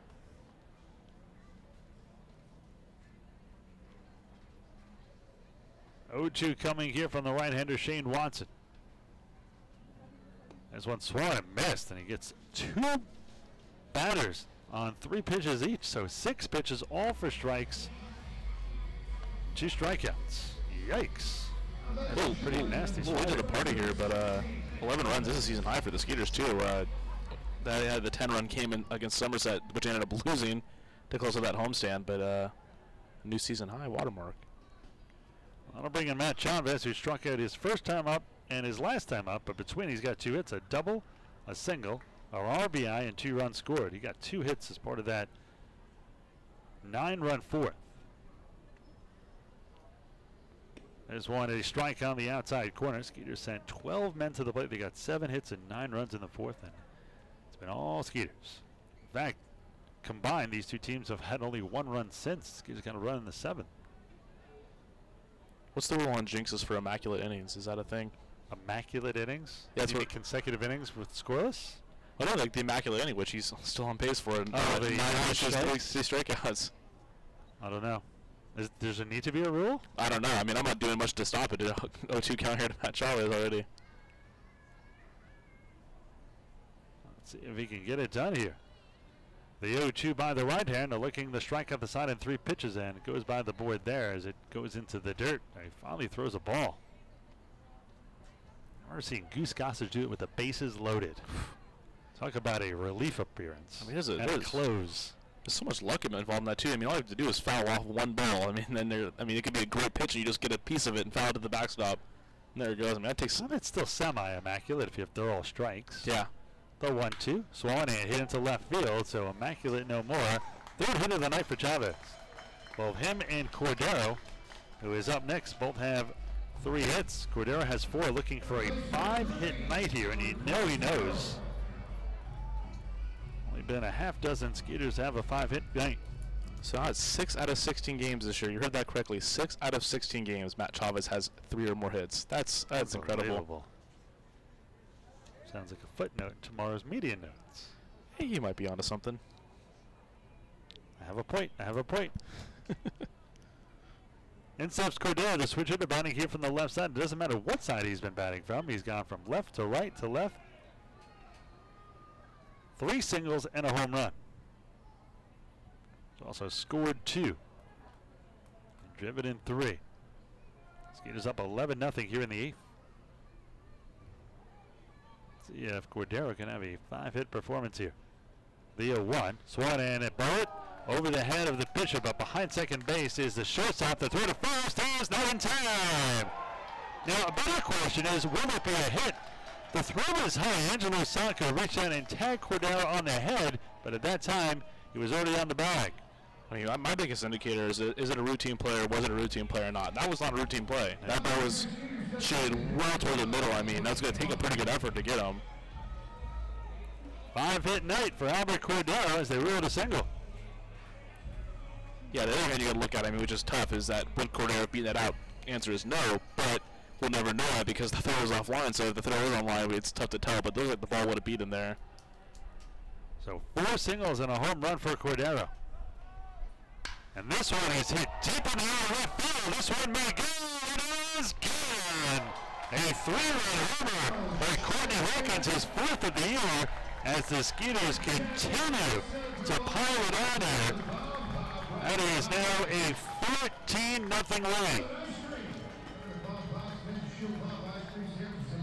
So much for that immaculate inning, I guess. Started out immaculate. What's the opposite of immaculate?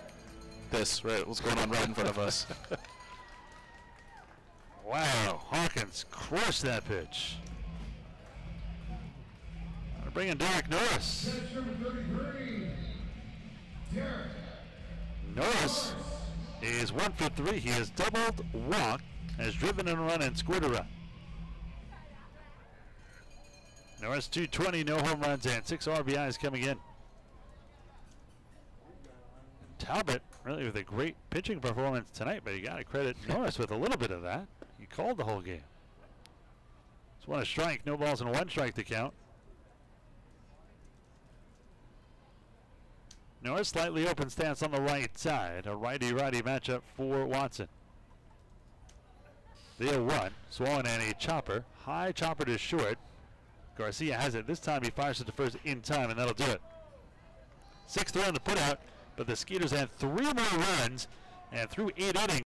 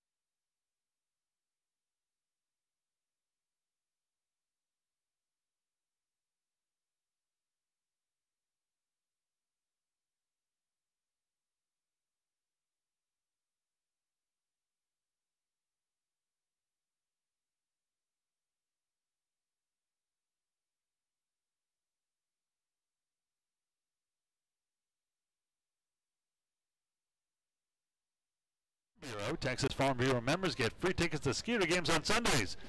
Just show your proof of your current membership at the Skeeters TDECU ticket office, and you can get 2 free tickets to any Sunday home game. Visit your local agent to become a member today. First pitch here is a strike. No balls and 1 strike to count. Edwin Garcia, Ryan Strasburger, and Angelo Sanko against Connor Wade. This one is grounded towards short. Rondon has been a vacuum at short. Strong throw to first, and there's out number 1. So 2 pitches, 1 out here for Wade, and that'll bring in Ryan Strasburger. Strasburger 1 for 3. He is grounded out to second, singled and struck out. Came in batting .271 with a home run and 8 RBIs. So Wade trying to finish off what Talbot started. What a job by Mitch Talbot. 7 shotted innings of 3-hit baseball. This one a strike. Fastball catches the outside corner. No balls and 1 strike to count. Wade 17 pitches so far, 12 for strikes. The 0-1, swung and a miss, and quickly no balls and 2 strikes here. Wade's been very good for the Skeeters.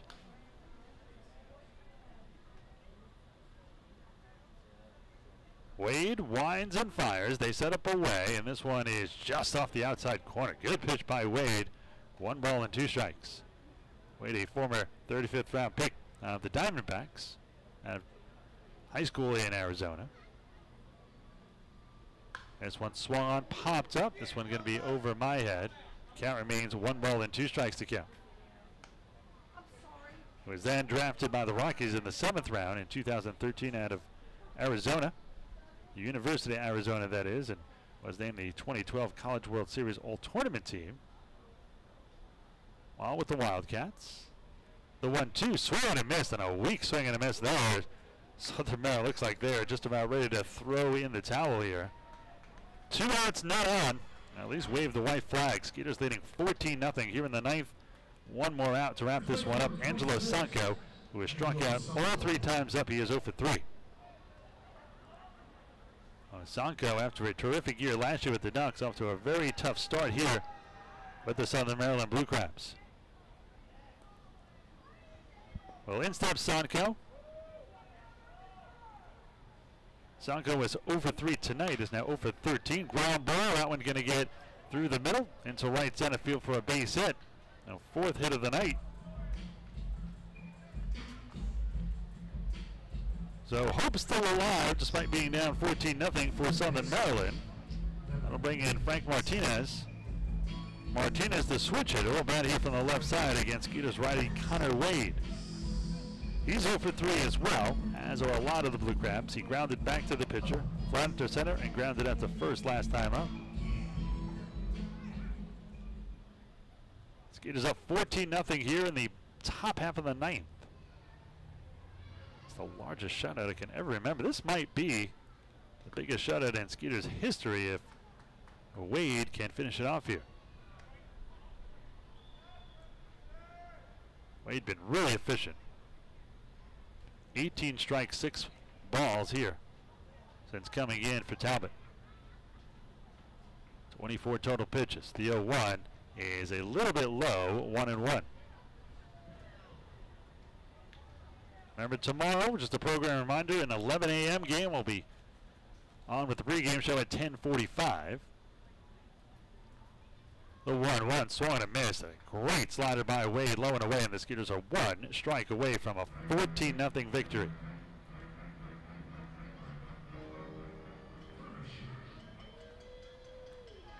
Wade gets the sign from Norris.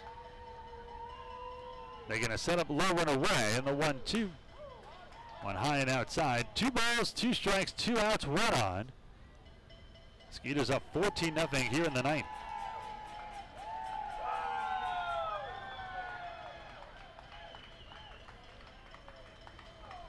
They set up inside the 2-2. Swan a hit towards the left side. Backhanded by Rondon and off his glove and into left field. Should be a base hit. Well, Rondon's done it all today. Couldn't come up with that last one to end the game. Runners on first and second now. Now the shutout in jeopardy. Should be a hit. That was going to be a hard play anyway. We'll see how they score that one.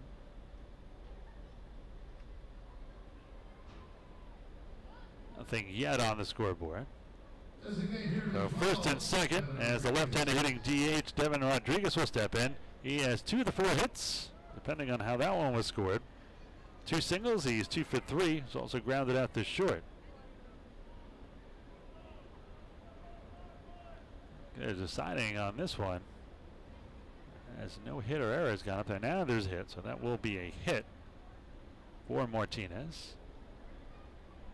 This one swung and hit into left center field. This is going to break up the shutout. It'll split the gap and roll to the wall. Scoring easily is Sonko. Martinez is going to be waved around. Here comes the play to the plate, and he is at the plate. That's a big risk when you're down by 13 runs, and a great roll by the Skeeters ends this one. It'll be a double for Rodriguez, but it is Martinez who is tagged down at the plate to end the game. A wild game and a wild finish. Take a look at the final numbers in this one in a 14-1 Skeeters victory. 14 runs,